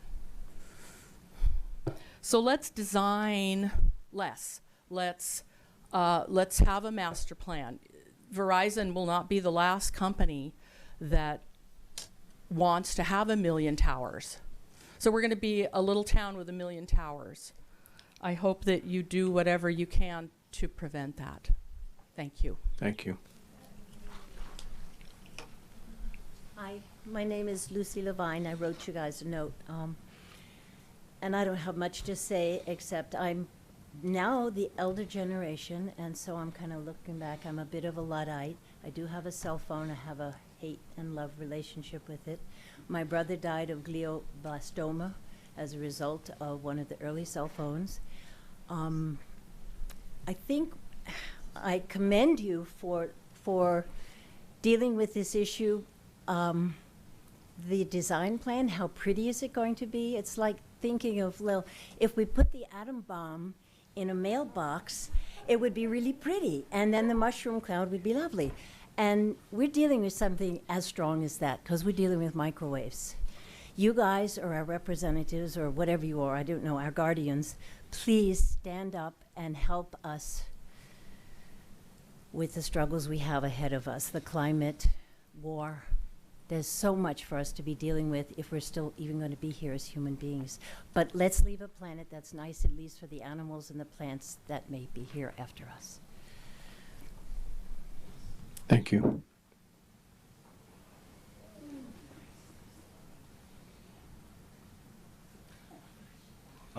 Mark Marthaler, Sonoma, California, obviously, 146 East Spain. There's a lot to say, but I'm going to try to boil it down to one question. It's about aesthetics, right? So I'm actually an artist, and I think a question should be asked what the criteria for the aesthetics are.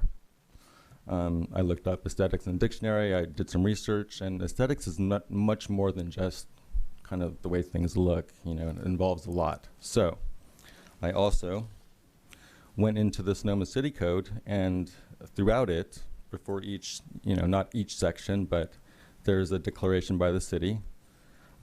Throughout the city code, the words foremost used that establish the spirit of intent for the regulations are, quote, health, safety, sustainability, and welfare of the citizens of Sonoma, unquote. And even with signage code in chapter 18.04 of general provisions, the purpose and intent of regulating signage, quote, is to protect and benefit the public health, safety, and general welfare of the city, its merchants and property owners, to safeguard and enhance property values and protect public and private investment, to protect and enhance the appearance of the city as a place in which to reside and work, and as an attraction to non-residents who come to visit and trade, etc. That's a lot. But all that is just for signage, all right? So I'm just wondering what the city, what findings the city will declare when it comes to cell towers, because health, safety, and the general welfare are non-applicable, apparently. You know, the 1996 FCC regulations have us here today talking about face value when real value is ignored. I'm a member of the Sonoma Neighbors for Safe Tech, and we feel that we have a say in what the thing that would come into our town should look like. So we're coming to what this is. And it's a mock-up, and it's a mockery, because this is a mockery. It's a mockery of reason, common sense, and common law rights. It's a mockery of informed consent. Verizon's designs are wolves in sheep's clothing, and we feel that our design proposal is quite appropriate because it expresses a sense of what the thing is. And we would choose, rather than the, I'm almost done, there's designs that look like poles and you can't tell what they are. Well, we like the one that looks like what it is, and we decorate it for you. We don't want to be in collusion with Verizon or the FCC in disguising a dangerous thing that will hurt children, pregnant women, and the citizens of Sonoma. So this is what we've come up with.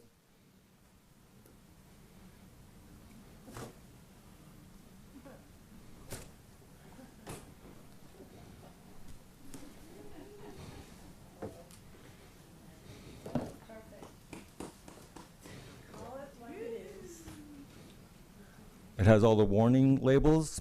It's quite unavoidably, well, attractive, but that's an aesthetic judgment. But there's no way you can miss it. This is especially an awesome feature. It's a sparkly, it wouldn't be tape, but it would actually be some kind of paint. Thank And you. that is the magical part of... I think you've made your point and you used up your time. Okay, well, thank you so much. It also has a light.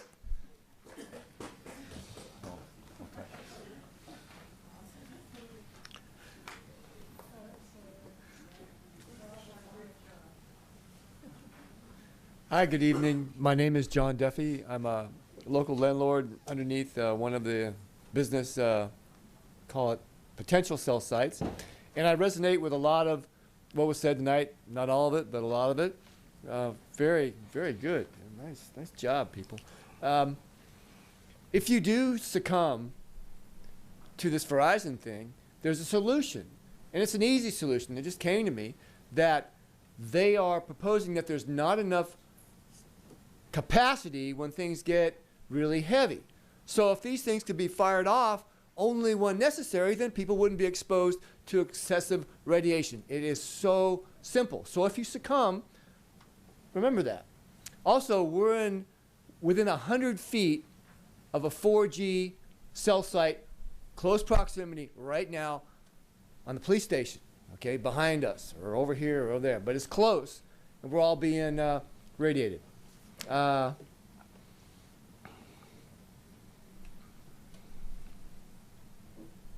leave it at that. Thank you. Thank you.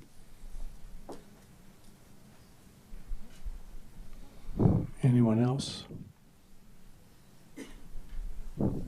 Seeing no one, we're going to close the public comment and bring it back to the commission for discussion. And yes, David. Thanks. I think there was a question earlier from one of the commissioners, and I just want to provide clarification and then certainly give the applicant the opportunity to say whether what I've been saying is correct or not. But in November, and I'm assuming it's the same case for the 3 applications that you're seeing in yellow that I provided on your charts, the existing pole at Sonoma Market on the west side of 5th Street West is 43 feet 10 inches tall. It's not going to change. The canister antenna will be placed there, and then whether you use furniture, boxes, cages, or whatever, it's still going to be 43 feet 10 at the end of the day. With respect to 007 on 2nd Street West, the current pole is 34 feet 6 inches and will be replaced with a new pole that will be 45 feet 4 inches. I'll repeat that, 34 foot 6 to 45 feet 4. That'll be the same height as the ones on the other side of the street, which are that height. So it'll be raised to the same level. 0012 at McDonald and 1st Street West is currently 33 feet 3 inches and will be raised again to that same distance of 45 feet 4 inches. So again, if we don't have that level of detail currently in the package that you have this evening, but we can certainly ask the applicant. I think he addressed it briefly. That concludes my comments. Thank you. So I'd like to come back and have some general discussion from the commission, and then we can go through the specific sites and try to identify the favorable or the most favored type of design. So who wants to start? Okay. Well, just in terms of general comments, I see the instruction we've been given, I'll call it, for tonight's meeting to be, if you have to have this technology, how do you want it to look? That seems to be the task tonight. We're not being asked if we want to have the technology, or should we have the technology. We're being asked the question, if you have to have it, what do you want it to look like? I think that, though I wasn't here in November, my assumption is that what we're looking at here tonight is a result of the feedback that the applicant was given in November. And it reflects, I think, a serious attempt to provide some site-specific solutions and alternatives in those specific locations in order to conform to the general conditions of appearance of those locations. And I think that's a valid approach.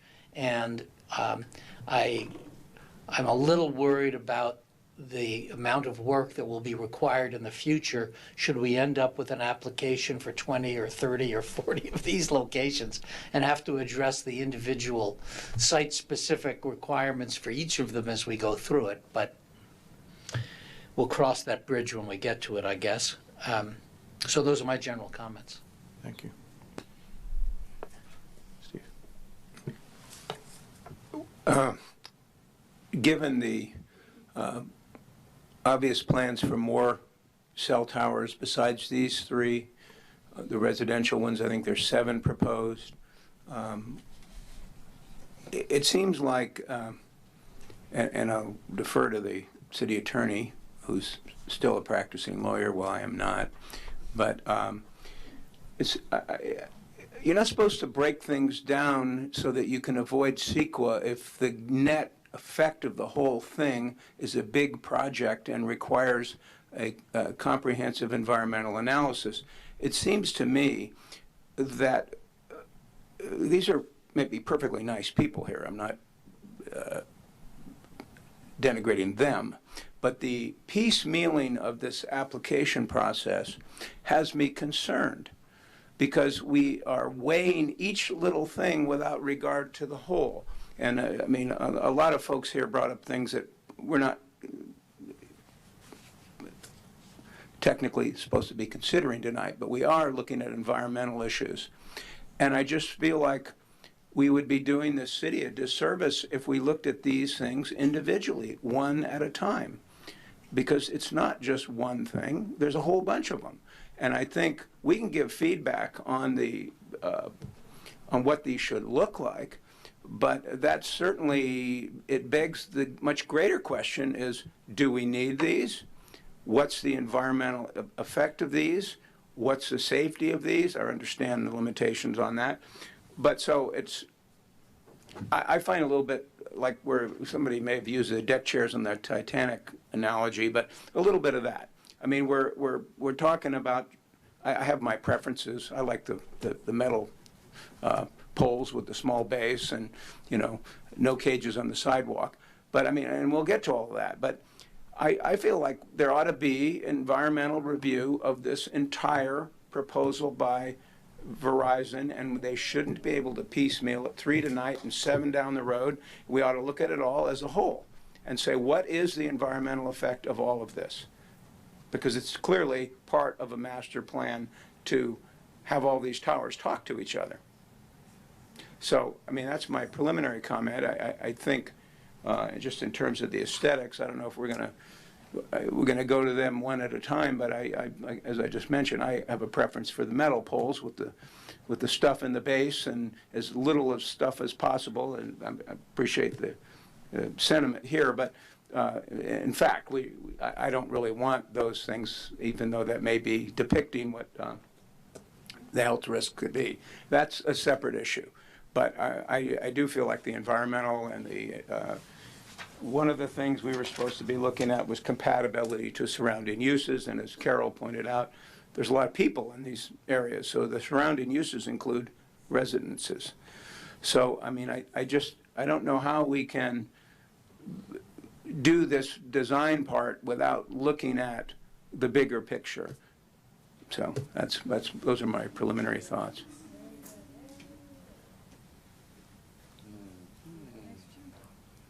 You want to go? Well, I like Commissioner Barbeau's use of a familiar term, piecemealing. It's not intentional piecemealing. We've seen projects here the last couple of years where we get bits and pieces of it, and all of a sudden the reality of the big project looms in front of us, and we feel like we hadn't gotten all the information in the first time to make a decision. Here, the applicant is not holding anything back. The problem is the industry is holding things back. We're going to be seeing the 4 or 5 more applications, and we don't know what the impact of all that's going to be. Like Commissioner Barbeau, I easily looked at those nice, graceful silver poles with the lights on top, no ugly wires hanging on. I said, now that's a far bigger improvement design than hanging boxes on telephone wires and poles and things.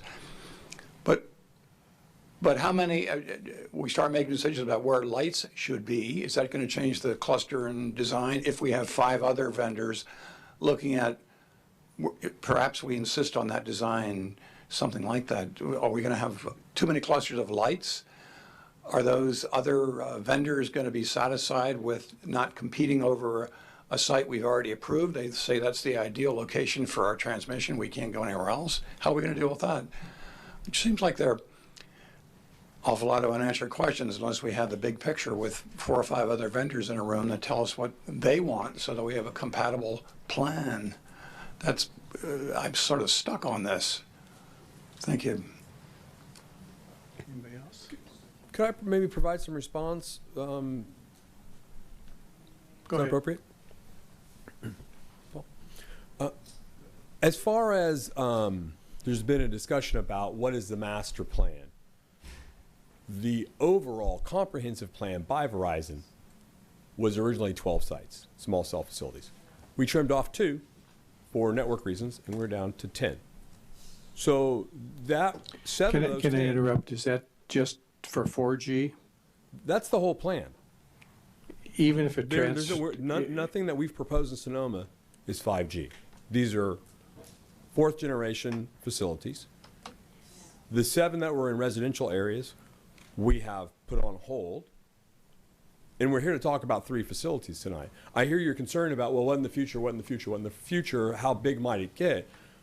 I mean, you could apply that thought process to residential homes and all sorts of other stuff.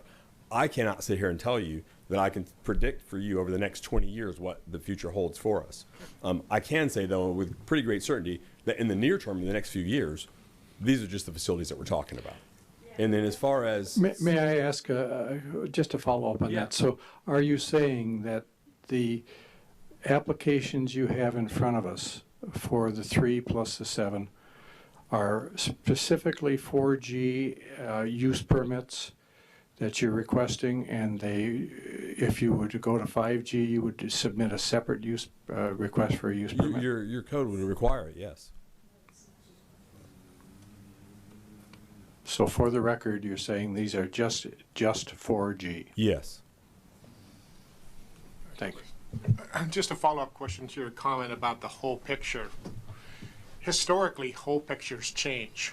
Yes. So there is some element of comfort to hear that we aren't talking about a very large amount. But there's no reserve amount of projects that we're suddenly going to come back with. This is the only design for Sonoma. And in that master plan idea, what is the serviceability period of that 12? In other words, undoubtedly you've looked forward and you've said, okay, we need to have 12, but is that for 2 years? Is that for 5 years? Or is this something that... The landscape changes, honestly. Absolutely. And it changes based on demand. And what drives these facilities is people's use of their wireless devices. So as device use increases, networks have to be improved to support those services. That's what this is directly involved in. And I can't tell you that 2 years from now or 3 years from now there isn't a plan that gets put together to further reinforce Verizon's network. But I can, in all honesty, say to you today, there's no other plans other than these facilities that we have for Sonoma right now. That might change at some point in the future, but at this point there isn't. I'll just answer. There's currently no plan to bring 5G to Sonoma. Verizon Wireless is trying to build out its 4G network. The 4G is the backbone of Verizon Wireless's network. As you've heard, 5G covers a very small area. It's for dense urban situations. It's being put in San Jose, San Francisco, and other dense urban locations where you've got high capacity demand. But the network is built around the requirements of the users, and Verizon predicts 2 to 3 years out and tries to figure out where it needs to put facilities to meet demand. Your demand is already being exceeded, and I think in fact, your consultant in November said that there was a gap in AWS and PCS service. It's in the consultant's report. But in other words, the volumes of transmitters you're talking about are not in Sonoma's future anytime soon. We're just putting 5G in, as I said, in San Jose and in San Francisco. I did want to say regarding CEQA quickly that you're not the first to ask these questions, and there's actually case law regarding wireless facilities and small cell facilities related to cumulative impact and piecemealing. Each individual pole is a standalone project that provides service and capacity in the vicinity of that pole. The poles do not talk to each other. They do not need to be in proximity of each other. If you want to create a seamless network or polygon of area, they're placed in a way that they're sufficiently distant that they don't interfere with each other, and you provide more service. So it's not piecemealing. If you approved 2 but not the 3rd, we'd build the 2 or anything related to that. With respect to cumulative impacts, the case is Robinson versus San Francisco, T-Mobile case, where T-Mobile had 40 poles that they had proposed in San Francisco, and the determination was that there was no cumulative impact because in that circumstance where you couldn't see one pole from the next, there was no potential positive aesthetic impact. The subsequent case, San Francisco Beautiful, said that each facility doesn't have any significant aesthetic impact, small cells, to create any impact at all for that to be cumulative. So it's the cumulative impact has been looked at. In terms of other carriers, the federal law allows you to discriminate you can't unreasonably discriminate against another carrier. So if another carrier came in and for some reason they wanted to put poles on either side of our pole and it was just too much, you could say that's unreasonable discrimination, or unreasonable, and you would be able to say that the aesthetic impact from that cumulative or whatever is excessive, and then they couldn't put in those poles. As was said earlier, each land use decision stands on its own.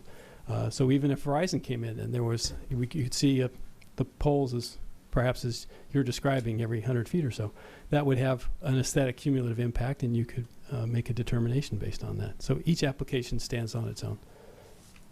I hope that answers the question. There seems to be a great concern about this huge proliferation. And Thank you. Mr. Chair, if I can just add, subsequent to the meeting in November, we met with the applicant and in response to a concern that I expressed to them and also publicly that we were making a bad situation worse by including more infrastructure in the air, the applicant and ourselves, the staff, talked about the notion of having streetlights, that there be a public benefit that would be provided. So not that the streetlights are in places where they're not wanted, but in locations where they're separated away from other streetlights. So that was the thought process. We had looked at the concept of putting the towers on top of traffic signals, and that was, kind of put off on the side for various reasons. But the point being is that they're not in redundant places, at least for the streetlights anyway. Thank you.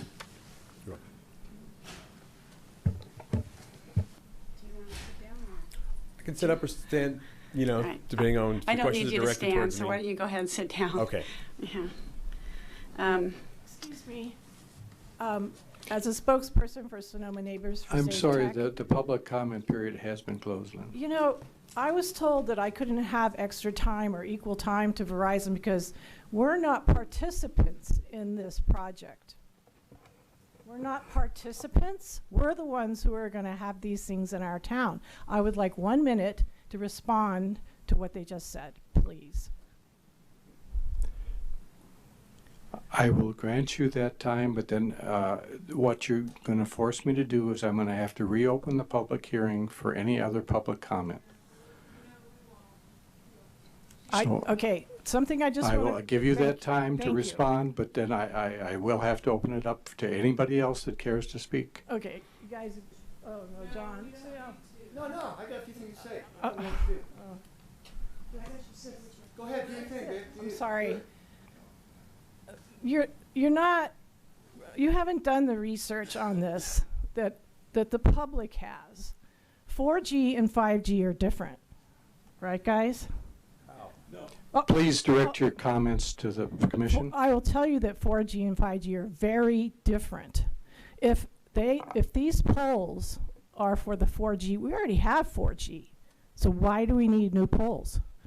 You need the new system for the 5G, which has to be close proximity. We already have 4G. And so they're misrepresenting to you because you're uninformed about this.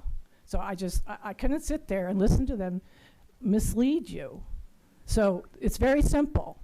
If they absolutely insist that this is not for the 5G rollout, then we don't need it at all because we already have 4G. Thank you very much. Hi, John Duffy. I had one more thought, and the thought was that about the aesthetics and some metal poles and some wood poles. I'm saying, hey, the higher, the better. The higher, the less radiation we're going to nail with. If you put it down low, it's going to blast people directly.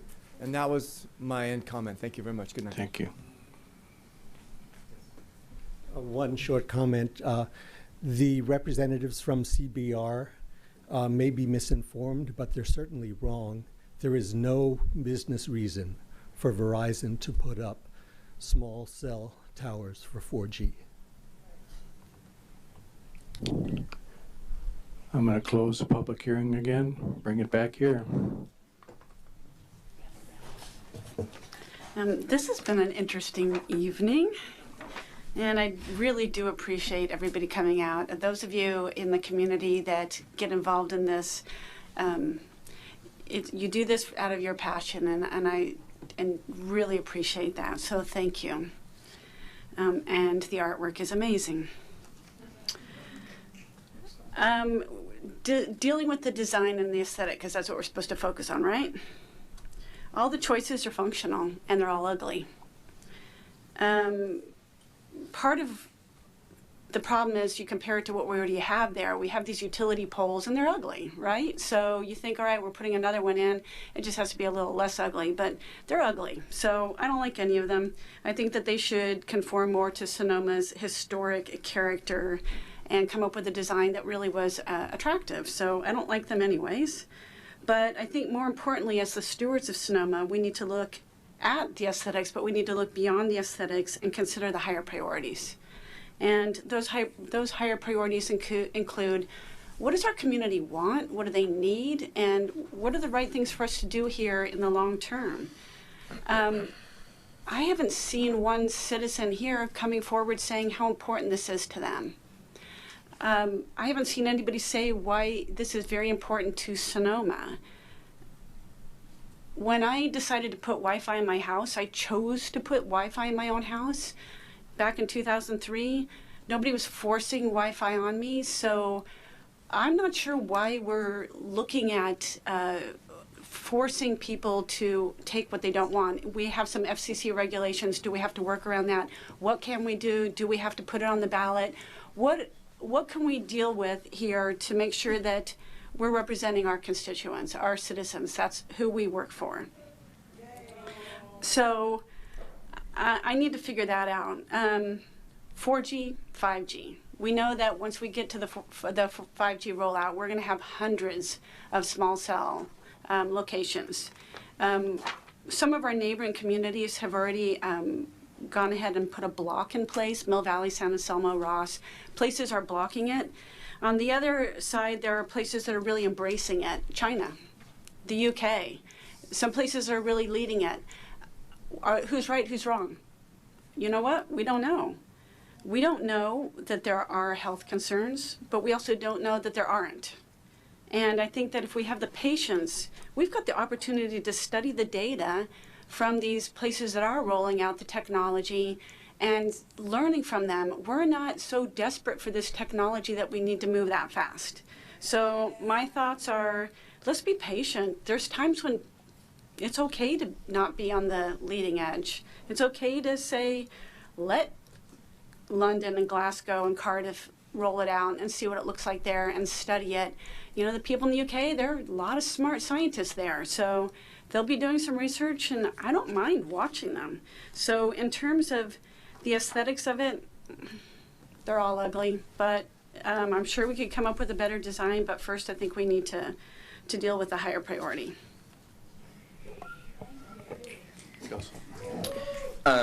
In general, I concur with a lot of what has been said thus far.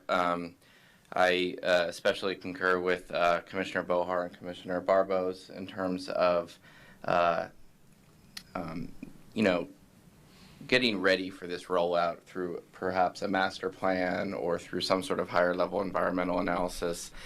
Clearly, I don't know the case law that was just given to us in terms of how CEQA applies and whether it's piecemealing or not, but clearly this will be a very, there will be a rollout, and there will be, if our consultant at our last meeting is correct, hundreds of these towers in Sonoma. And so if we could right now get ready and do some sort of environmental analysis or some sort of master plan and decide that the aesthetics that we may or may not like for this project would apply to all projects going forward, we really need to start thinking about that because,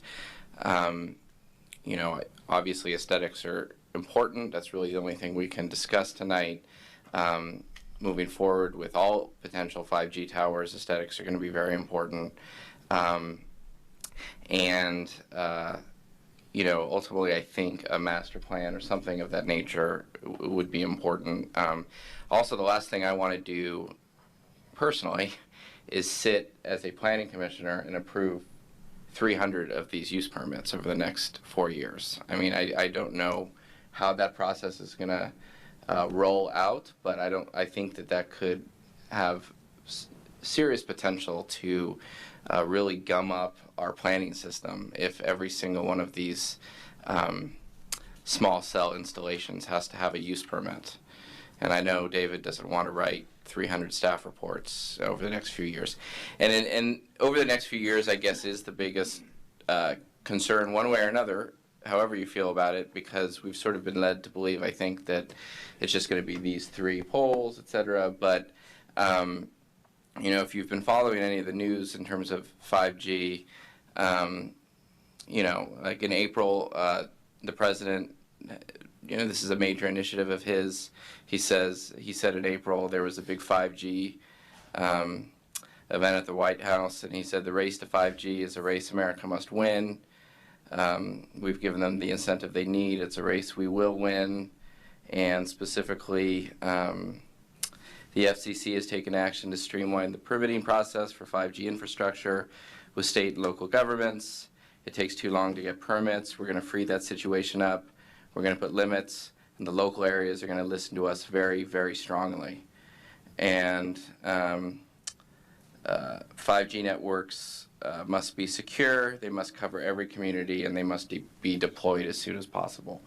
And so clearly I think there's, you know, that's the direction, at least from the federal government and the FCC. And so as a local community, as long as we can, I think we need to preserve that local control and preserve, at least when it comes to aesthetics and a master plan and the environmental analysis associated with that control. So those are just my general comments.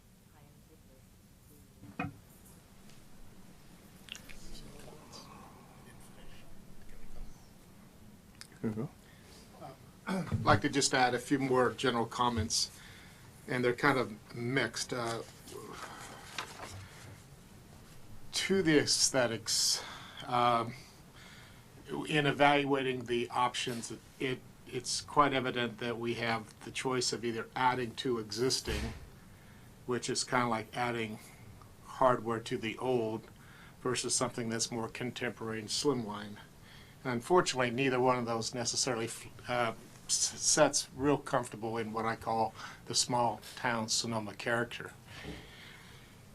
And I would really like to not have to do either, in the sense of adding to what is already, some might consider a visual blight, albeit we benefit from it. Nor am I excited about something that speaks to an age that here in Sonoma we really don't celebrate. We do much more celebrating of our historical past. So I would really like to challenge the engineering side, that I really believe in the maxim of less is better. I'd love to see smaller. I am always amazed because, in part, I'm a Luddite and I'm not technologically advanced, but I'm always amazed at how small you can make things. And what I've seen tonight is not necessarily small, even at 45 foot high. I'm going to be consistent with comments that I made in November, and that is I really would like to see more exploration of underground. I believe that if each site had not been fully engineered, then my question is, how does one determine whether or not something is feasible or infeasible, unless you're speaking in general parameters about the feasibility of one versus the other. But again, out of sight is, in my mind, better. I recognize the fact that we have but one applicant before us, and one applicant is speaking for one's own intent, and I'm not disputing what you have said tonight. But I go back to an earlier comment, and concern is that, again, is the aggregate look, or the potential aggregate look. So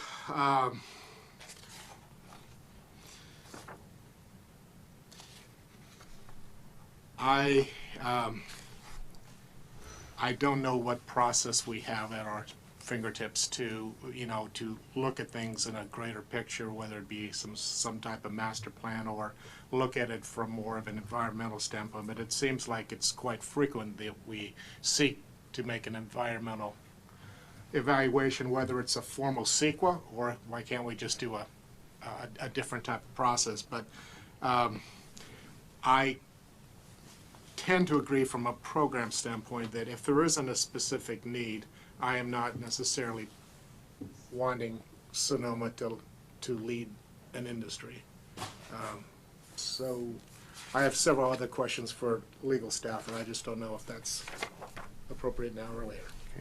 Let me just ask another question. In the urgency ordinance, is it correct that there is a master plan required for any new applications? Going off memory, I believe what we have is a requirement that there be a master plan of all facilities that are planned within the next 2 years from the time that the application is submitted. So that would apply to any future applications? Applying to any future application. Well, I'm going to make a couple of general comments, and then I guess we'll try to go through some site-specific stuff. That I tend to agree with some comments that have been spoken up here, that basically all of these suggested solutions are ugly. But if I have to make choices between one ugly versus another, I certainly don't want to take an existing wood pole and hang more stuff off of it. I would like to think that we could come up with some other alternative, like a street light, where it has a functional purpose that adds to a positive to the city. But again, even with the street light concepts, hanging more stuff off of those poles just makes them, to me, untenable.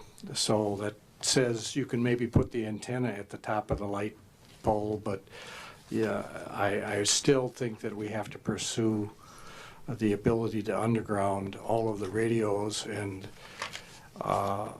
the other thing, just taking a walk up Broadway where all the utilities are now underground, there are a significant number of vaults, and they work. And I don't believe that we can just dismiss out of hand the fact that maybe it's a little bit more time consuming or a little bit more expensive to underground, if that is what we desire to see for this city to preserve our historic character. And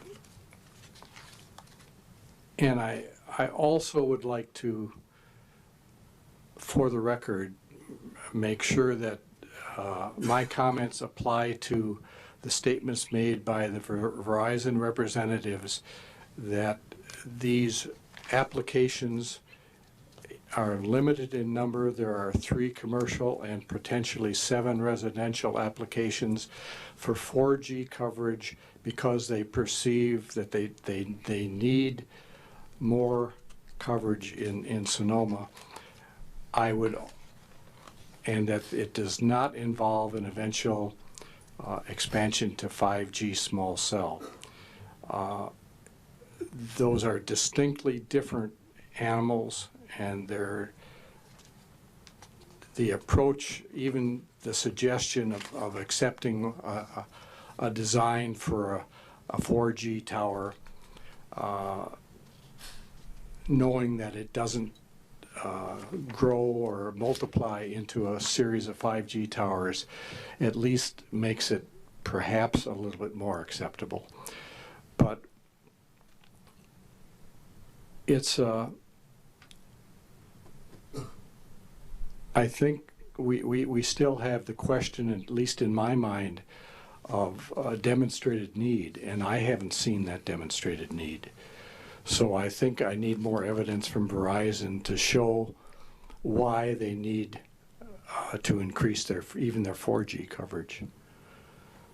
I think that's going to be my general remarks, and I guess I'd like to, if we want to tackle at least the concepts before us and say, well, we like this one versus that one, assuming that they can at least home in on something to propose for a use permit, but that doesn't tie us into having to accept it.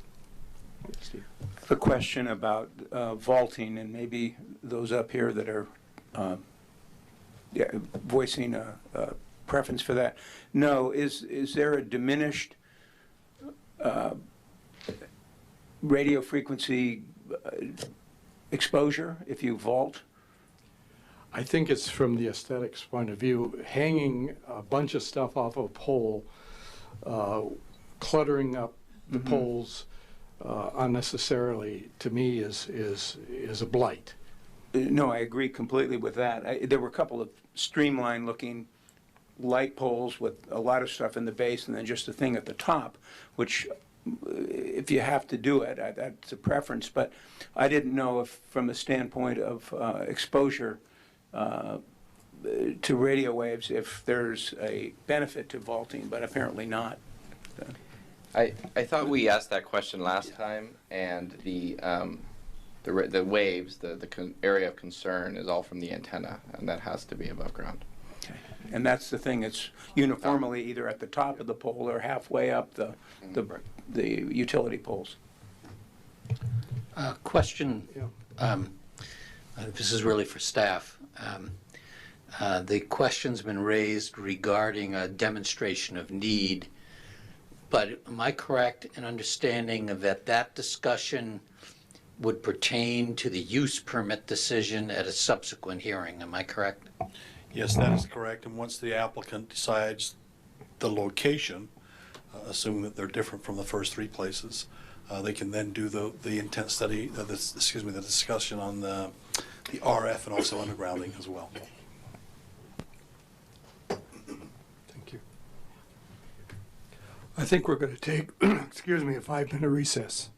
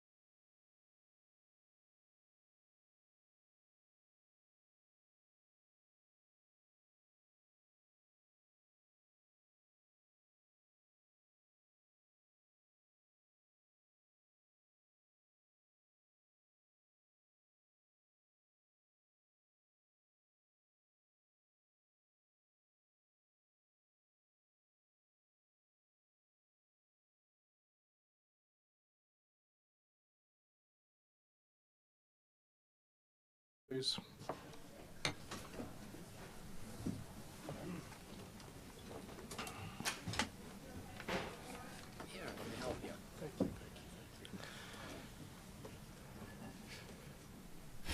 I think what I'd like to do at this point, Commission, is to go through the 3 separate sites, talk about either the original site or a suggested alternate site, which would be preferred, talk about which of the designs for that site is the most acceptable, or if there is a modification, for instance, because there is no undergrounding suggested for any of them, if that's a significant requirement, then that should be stated.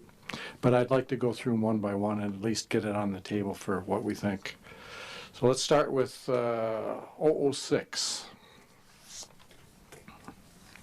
So there are 3 potential locations for that one, either 5th Street on the same side as Sonoma Market, across the street at Wells Fargo, or across on the other side by First Bank of the whatever it is, the U.S. Bank.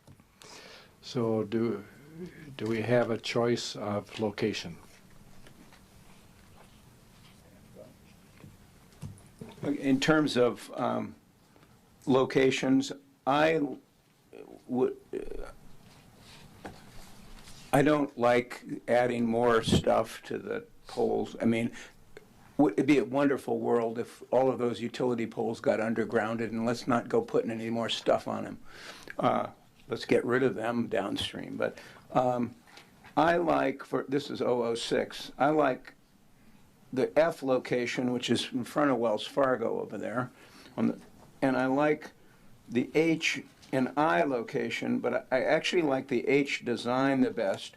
It has the lowest profile, the least amount of stuff sticking out, and it's just better, just cleaner looking. So my 2 cents is the H design in either the Wells Fargo or the U.S. Bank locations. Okay.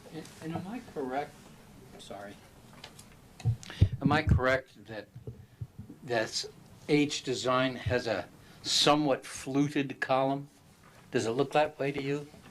I believe it's not fluted, but if I can just ask a question of Commissioner Barbos, with the preference towards the H design in the F location or whatever, does that preclude the option of wanting to go underground and having a monopole in the slimline version, let's say, rather than having a tapered design or a non-fluted design? Unless there's a significant health benefit to put in a risk benefit by putting it underground, I'm not that, personally, I don't care about vaulting from that standpoint. Because I feel like the H, and there's another one there. Actually, it's not on this. I?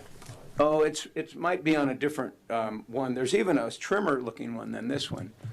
That'll be H and I. There's the 2 designs at the base. Well, one of them is it's skinnier for and one another is taller. location, I think. Oh, no, you're right. It's I. Mm-hmm. I like the I design. So there's there's nothing on that except that base and the thing at the top. Is that right? Yeah. Correct. And to answer the question that was posed about it being fluted, there are fluted or smooth designs. It could be constructed either way. Okay. And where's the switch on this thing? It is in the base unit. Oh, okay. So, yeah, I like the I design on either of those 2 bank locations. Well, and I would say that now we're just getting to matters of personal taste. I think the H design, which appears to me to be fluted, and has a little bit of more ornamentation at the base on the thicker portion than the I. The I strikes me as too sleek. It basically has virtually no character at all. And so I personally like the H design better. And so then my other question is, this is a gray paint, or is this all metal? So it's metal and it's steel, and we hot dip galvanize it from the factory, but it can be painted, and it can be painted in any Oh, color. okay, so, so- prefers pink over gray, we can paint it pink. We go. Well, pink's not to my liking, but it's good to know. Notwithstanding his shirt. No, well, I consider this plum, not pink. So one of the other aesthetic considerations we could bring to this would be a color. For example, the light poles on Broadway are a very dark green. And so we would have an option like that, which might even further, recess these into the landscape rather than a shiny or galvanized metal look. So. That sounds good. Can I ask for a clarification on that, Commissioner Barnett? Would Yes. that be the H in the F location? I think I would. I was going along with Commission Member Barbos in that I could go with that particular H in either location, either Wells Fargo or by the U.S. Bank building, because they both have the advantage of bringing a light fixture to that location, which I think, what I heard from the commission and what I think in general is a good principle is there should be at least some public benefit to this new appurtenance that's being added to the streetscape. Got any preferences I like design H. I like the fluting or whatever, the multifaceted things, a little more variety. I guess I would make a comment that perhaps expert design could improve that, but I like it generally. And I like the location in front of US Bank, right at the, is that the northerly, is that the parking lot, the northerly corner there? Excuse me, that's Studley at the U.S. Bank, I think. This one. Oh, that's U.S. Bank, yeah. Yeah, I like that location. Seems in a better location than the other one.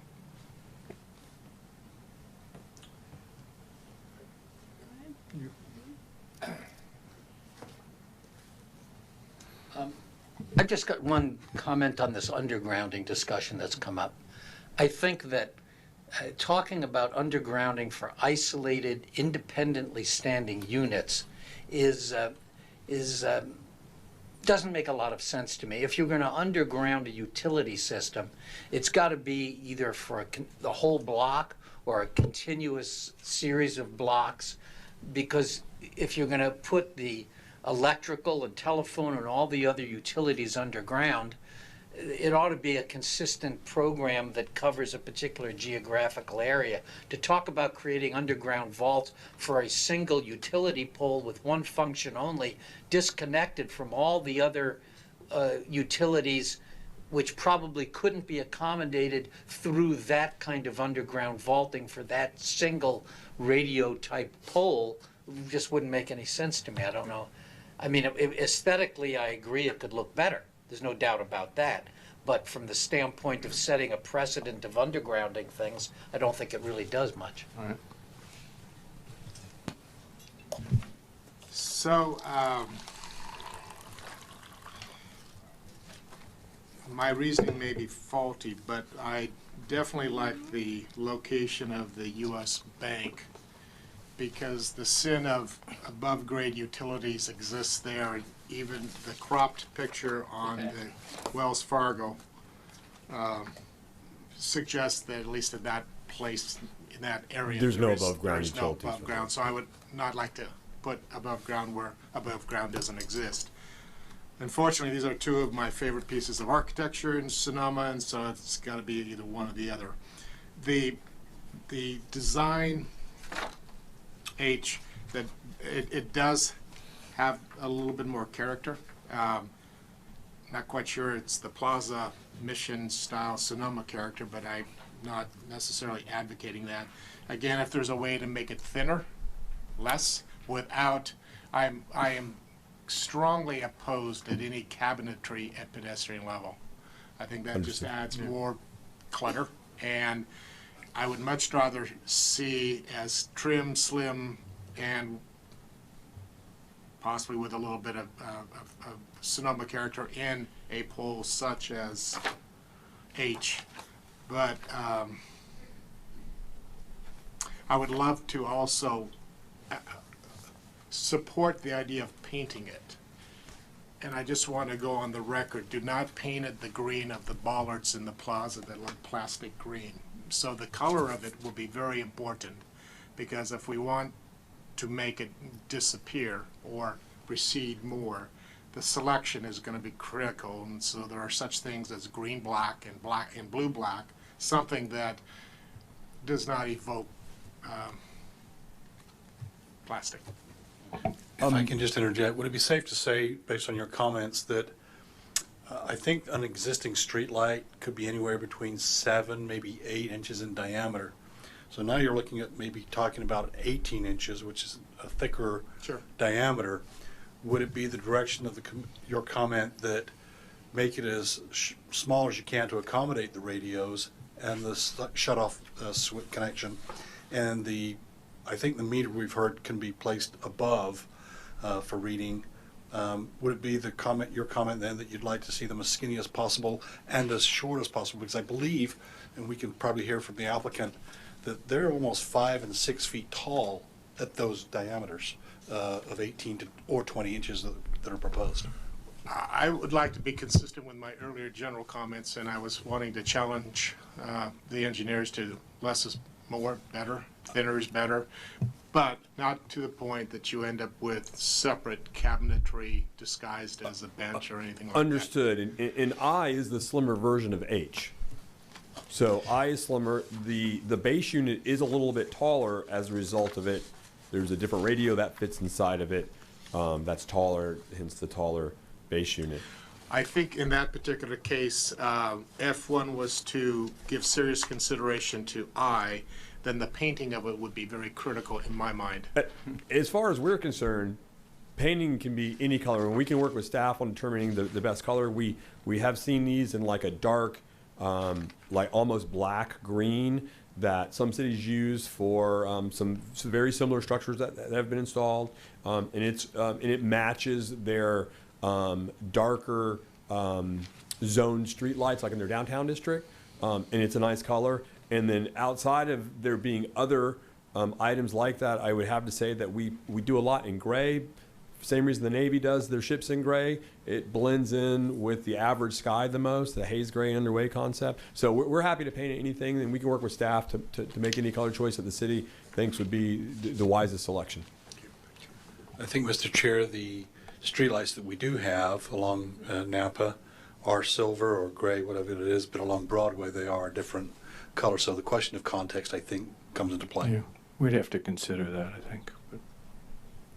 I'm not a big fan of any of the designs, but I do think that adding anything to the existing poles is a mistake.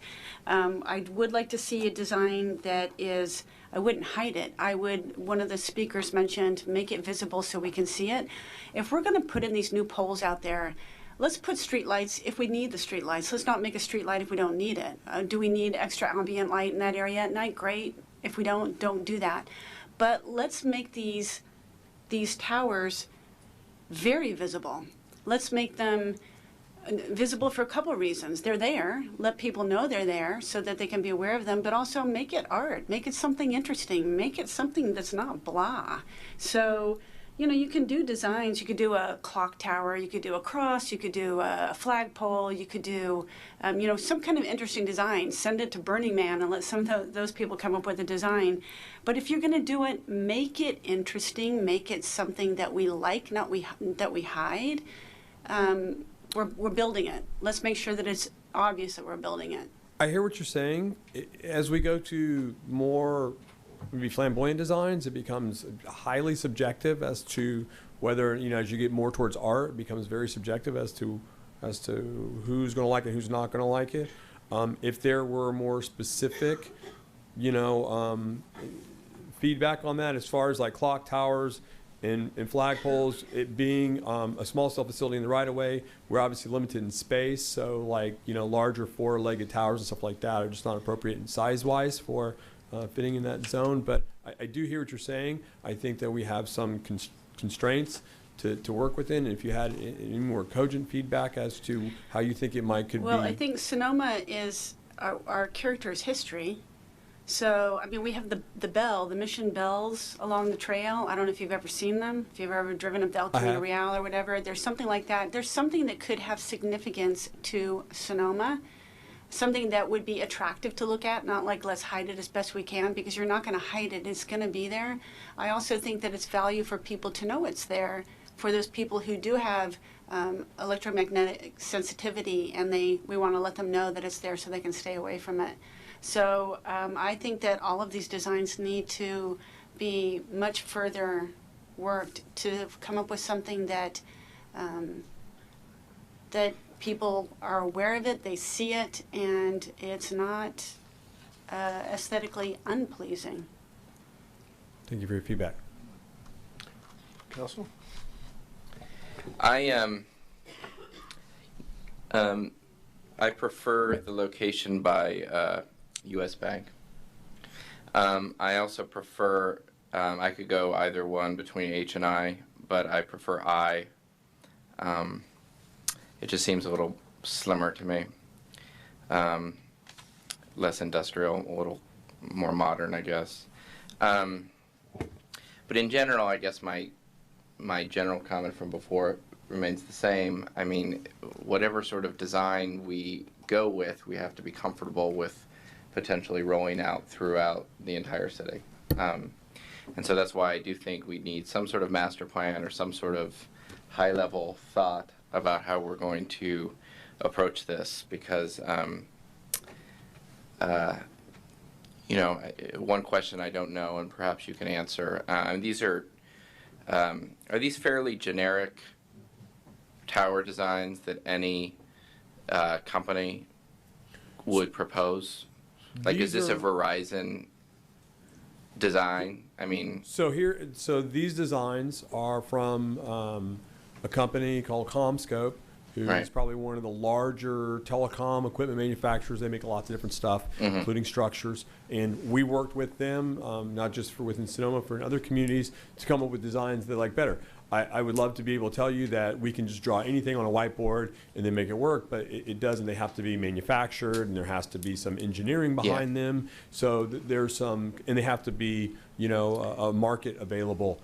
Do they contract with other companies besides Verizon and manufacture? I mean, I guess my point is, if we're going to have 4 or 5 cell phone companies rolling out 5G in Sonoma, I want the towers to match. I mean, is a Verizon tower going to be different than an AT&T tower? I was going to say Verizon rolled out 4G towers for the Super Bowl a couple of years ago, and there are 400 4G towers in San Francisco. So yes, we do build out 4G small cell networks.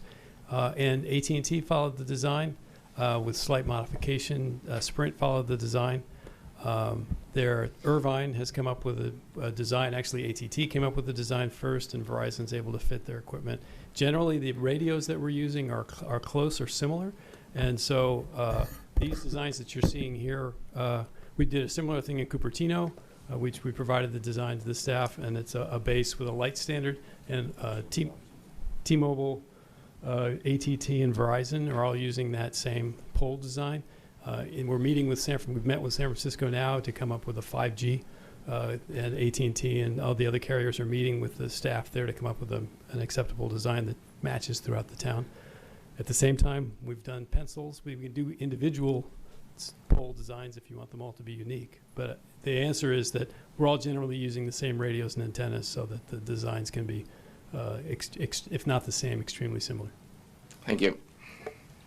And not to belabor the point, but I guess I prefer the U.S. Bank location and the design I, because that's the slimmest, especially if we can't go underground. I'd like to keep it as slim as possible, and it looks like it's the least cluttered of the designs as well.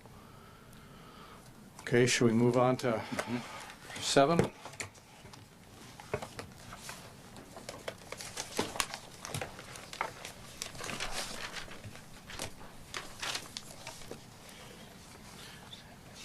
Larry, do you want to start?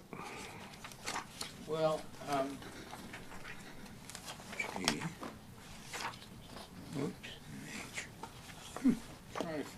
familiarize myself with this particular location. It's by the Pharmaca parking lot. I'm sorry? Pharmaca parking lot. That's Third Street. No, it's right by my old office, Larry. This is, well, I'm looking at, oh, that's the alternate, I'm sorry, I was looking at H again, or, This is 7 right here. So this is the one. oh, So the first location was right outside of, So this one's currently got a wooden pole. yeah. And so if you were going to put it in this location on 2nd Street, 453 2nd Street, it's actually a case where I would say, ironically enough, that replacing a wooden pole with a wooden pole, or extended higher wooden pole with the antenna at the top, would make sense to me. To replace this with a metal pole just doesn't make any sense to me. But then you have the alternate location. But then You can go- the alternate location, You could go with, if you preferred the street light, you could go to the alternate location. next to Pharmaca and have either H or G or H, which are the same two we were just looking at a minute ago. yeah, I mean, if you were going to do this Pharmaca location, I would go back to the design that we seem to like, the other one, the H design, which in this case is not H. The letters, because there's a different number of options on each one, maybe Yes, a little so bit shifted. it would be, no, it is H. H still works, H, It'll be Yeah. G, it'll be G because it's a 20-inch diameter base. okay? okay, but it looks Yeah, like the other G. one we just talked about. So that would be appropriate for that location, because, and I don't think there's a light there now, is there?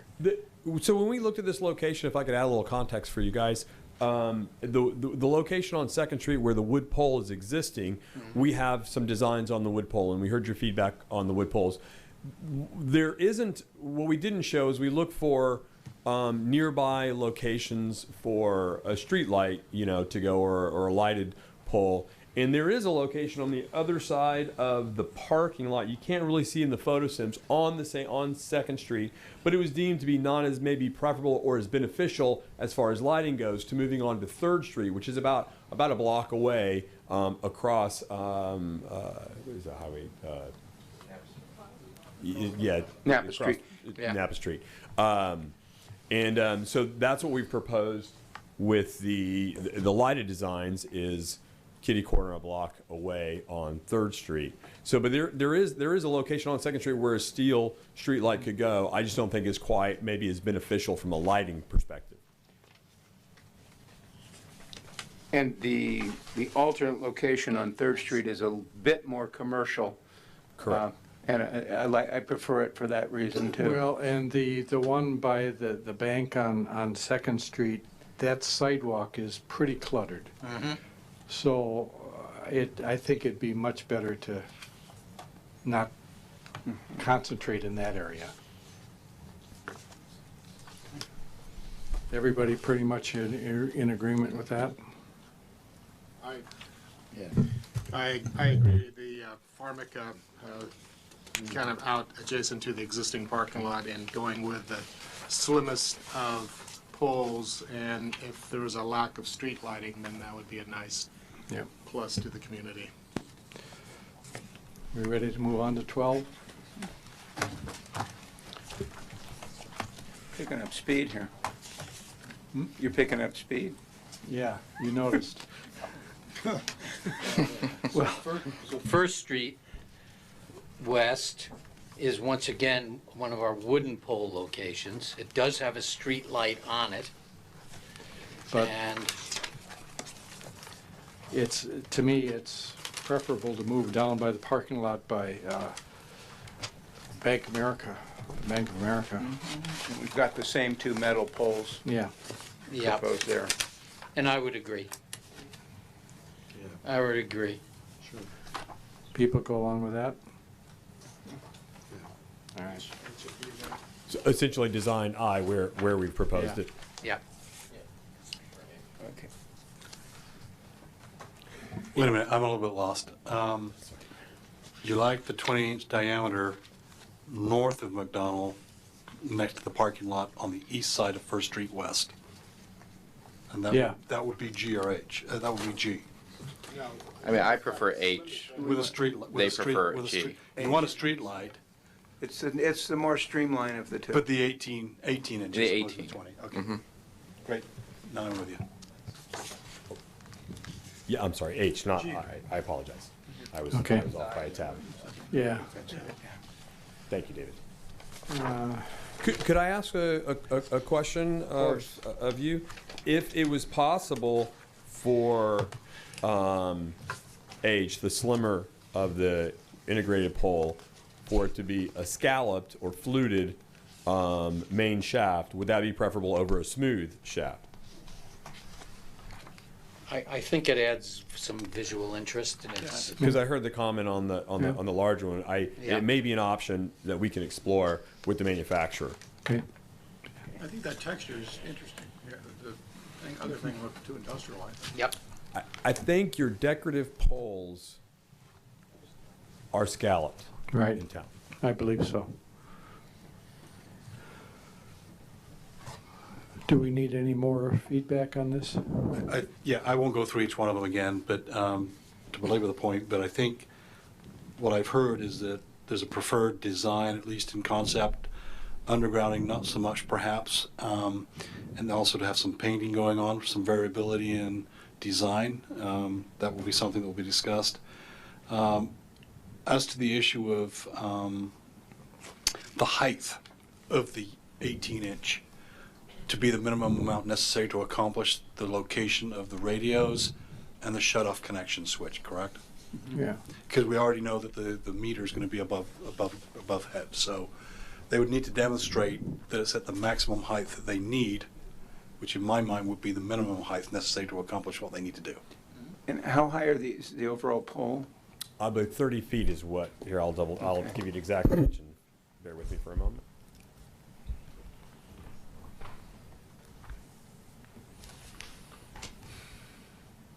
(29 feet 8 inches). And mark the height of the base from grade? On the H design, the 20-inch diameter base, the height above ground is 5 foot 3 inches. On the narrower, I lost my page. On the narrower base, it's 6 foot 0 inches.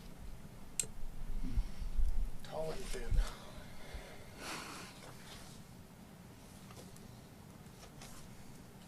I am actually kind of curious now that we've been discussing this. How do they get to this disconnect switch if it's inside the base? So my understanding as of right now is that PG&E will have a lock on the base. You know, oftentimes in our facilities we have a dual lock system, so that Verizon has their own lock and PG&E has their lock, and that's where it would be. And also they can put like fire department Knox locks on them as well, so the uniform fire department lock. Some of the ones that I saw in Cupertino and San Jose, they just had regular padlocks on them. That's what they are. So PG&E has it's a regular padlock with the PG&E key, and So it's a generic key citywide or PG&E region-wide? key is Northern California wide. Okay. Nobody's supposed to have the keys outside of PG&E, but some do. Do you need any further direction? Well, I think the question would be to the applicant because they're the ones that are going to be submitting applications pretty soon. I don't think so. I think that we've heard you and we appreciate your feedback, and I think that we can zero in on a submittal, and we know you have other questions, and then we can address those questions when we come back. All right. We will close out this item then. And we will move on to issues update. If that's going to be me, I would just like to bring your attention to a city council meeting that will occur toward the end of the month on the 29th. I'd like to invite you all as commissioners to attend the city council meeting where they will have a discussion on possibly updating the general plan, the development code, urban growth boundaries, at which point sometime after that there's a staff recommendation to actually have a joint meeting with the city council and the planning commission. So I think at least for now, let's point you in the direction of the city council meeting on the 29th, So that is a city council discussion. Yes, and that will be a special meeting. It's not one of their regular sessions. And On July 29th? Yes, that's correct. And I assume you would expect the commission, if in attendance, to be silent? Yeah, it's going to be hard for me to make it. It'd be a good idea to listen to the city council discussion. But I meant not to participate. Any comments from the commission? Well, only to say that we did get down to what we were supposed to be doing here, but I mean, it's really clear from all the public comment that there's some very serious issues about need and compatibility, and notwithstanding the comment from the Verizon representative, or I don't understand. That CEQA analysis case may or may not be germane, and I would hate to think that that actually is a law, that you treat each separate cell tower as a unique project in and of itself, even though if you got 1,000 of them, you don't require an environmental impact study of the whole 1,000 of them. I mean, it just doesn't make any sense. So anyway, I'm still we've very got more concerned work about to do, that. obviously. We have a lot more work to do. Yes. Anything else? But going back to that extent, can we not do an internal environmental evaluation, or does it simply always have to follow a CEQA profile? Because it seems like you. I agree that, again, if they're individually evaluated and then all of a sudden we keep adding on a cumulative effect, could be very counterproductive to what we attempted to achieve tonight in terms of an aesthetic call. Well, certainly with each application, the requirement would be that there be a CEQA analysis or a finding, but that CEQA be satisfied. So if after these 3 applications there's another application that comes up, then that would have to be analyzed under CEQA. We can look at the case that was cited, but in each time we get these applications, there's going to have to be some finding made under CEQA. And if there, I'm not saying there would be, but if there are 500 streetlights out on one block, then there would be another analysis of what having one more streetlight would look like there. But correct me if I'm wrong, if the new applications would require a master plan, that would have to tend to bundle their project, wouldn't it? Well, the master plan requirement basically says that they show the city what their intentions are as far as the build out over the next 2 years. So that would be something that would be in the application, and it would be something the city can take into account in looking at the rest of the information that they've provided. But it's not that they would have applied for all those other sites. Right. Only that they're letting the city know what their intentions are. Okay. Go ahead. Has there been any precedent set where a different provider applied and was denied because of some existing, and that it seems like that, I'm not sure what the phrase was, but it was the discrimination. It seems like that's just opening up a can of worms, that if the city of Sonoma allows Verizon here, and all of a sudden we make the determination when T-Mobile comes in and they want to fill a space or improve their coverage, and then all of a sudden we think from an aesthetic standpoint, 2 is not so good. I see that from a very non-legal standpoint as just kind of opening up potential for T-Mobile wanting to file a lawsuit. It is part of the uncertainty in this area, but there have been court cases that have talked about, well, look at what the first application looked like, compared to the second application. The fact that they are different providers isn't necessarily going to be dispositive. Where was, in this case, where was the one streetlight placed? Where was the other streetlight placed? Let's look at each environment to see whether there's discrimination on the basis of being, a different provider. And as Verizon's attorney stated, it is an unreasonable discriminatory standard. So if the city were to approve one streetlight for that's a Verizon application, and a T-Mobile application comes up with a streetlight right next to the Verizon streetlight, that wouldn't seem to be a very good argument for a reason to be approved. It wouldn't seem unreasonable to say we don't need two streetlights right next to one another. And I think that was the point that he was trying to I have make. a question on that. Have there been any municipalities that proactively said, why don't we have the cell phone providers co-locate and have identify specific areas where we would be comfortable with these cell phone towers, and T-Mobile, Verizon, AT&T, Sprint can all locate at that same area? Well, actually, the city's own ordinance states that in the historic district, there are not to be any wireless facilities. The city's urgency ordinance, so there are certain areas within the city where they are not to build under the current ordinance. So there have been ordinances that say, this is an area of particular historical or artistic significance, and so they should not be there. They could be other areas, but no city can say they can't be anywhere, in I'm the city. saying to identify specific sites where we would proactively say, this is an area where they could co-locate. So co-location, I think, is a little bit trickier because of the technology that they're using.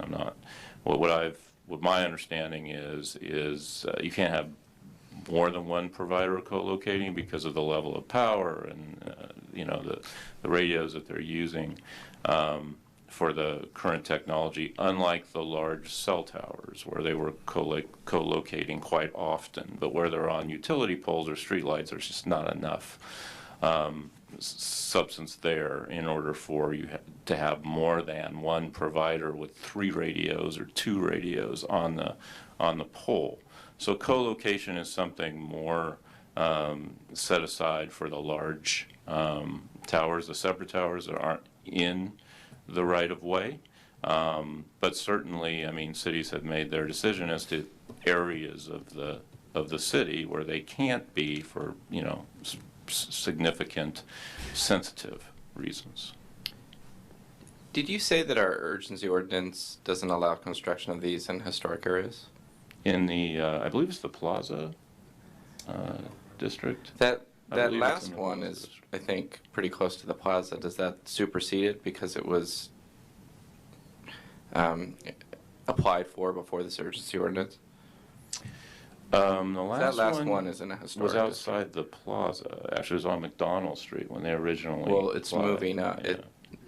We put it up in a historic area. If it goes,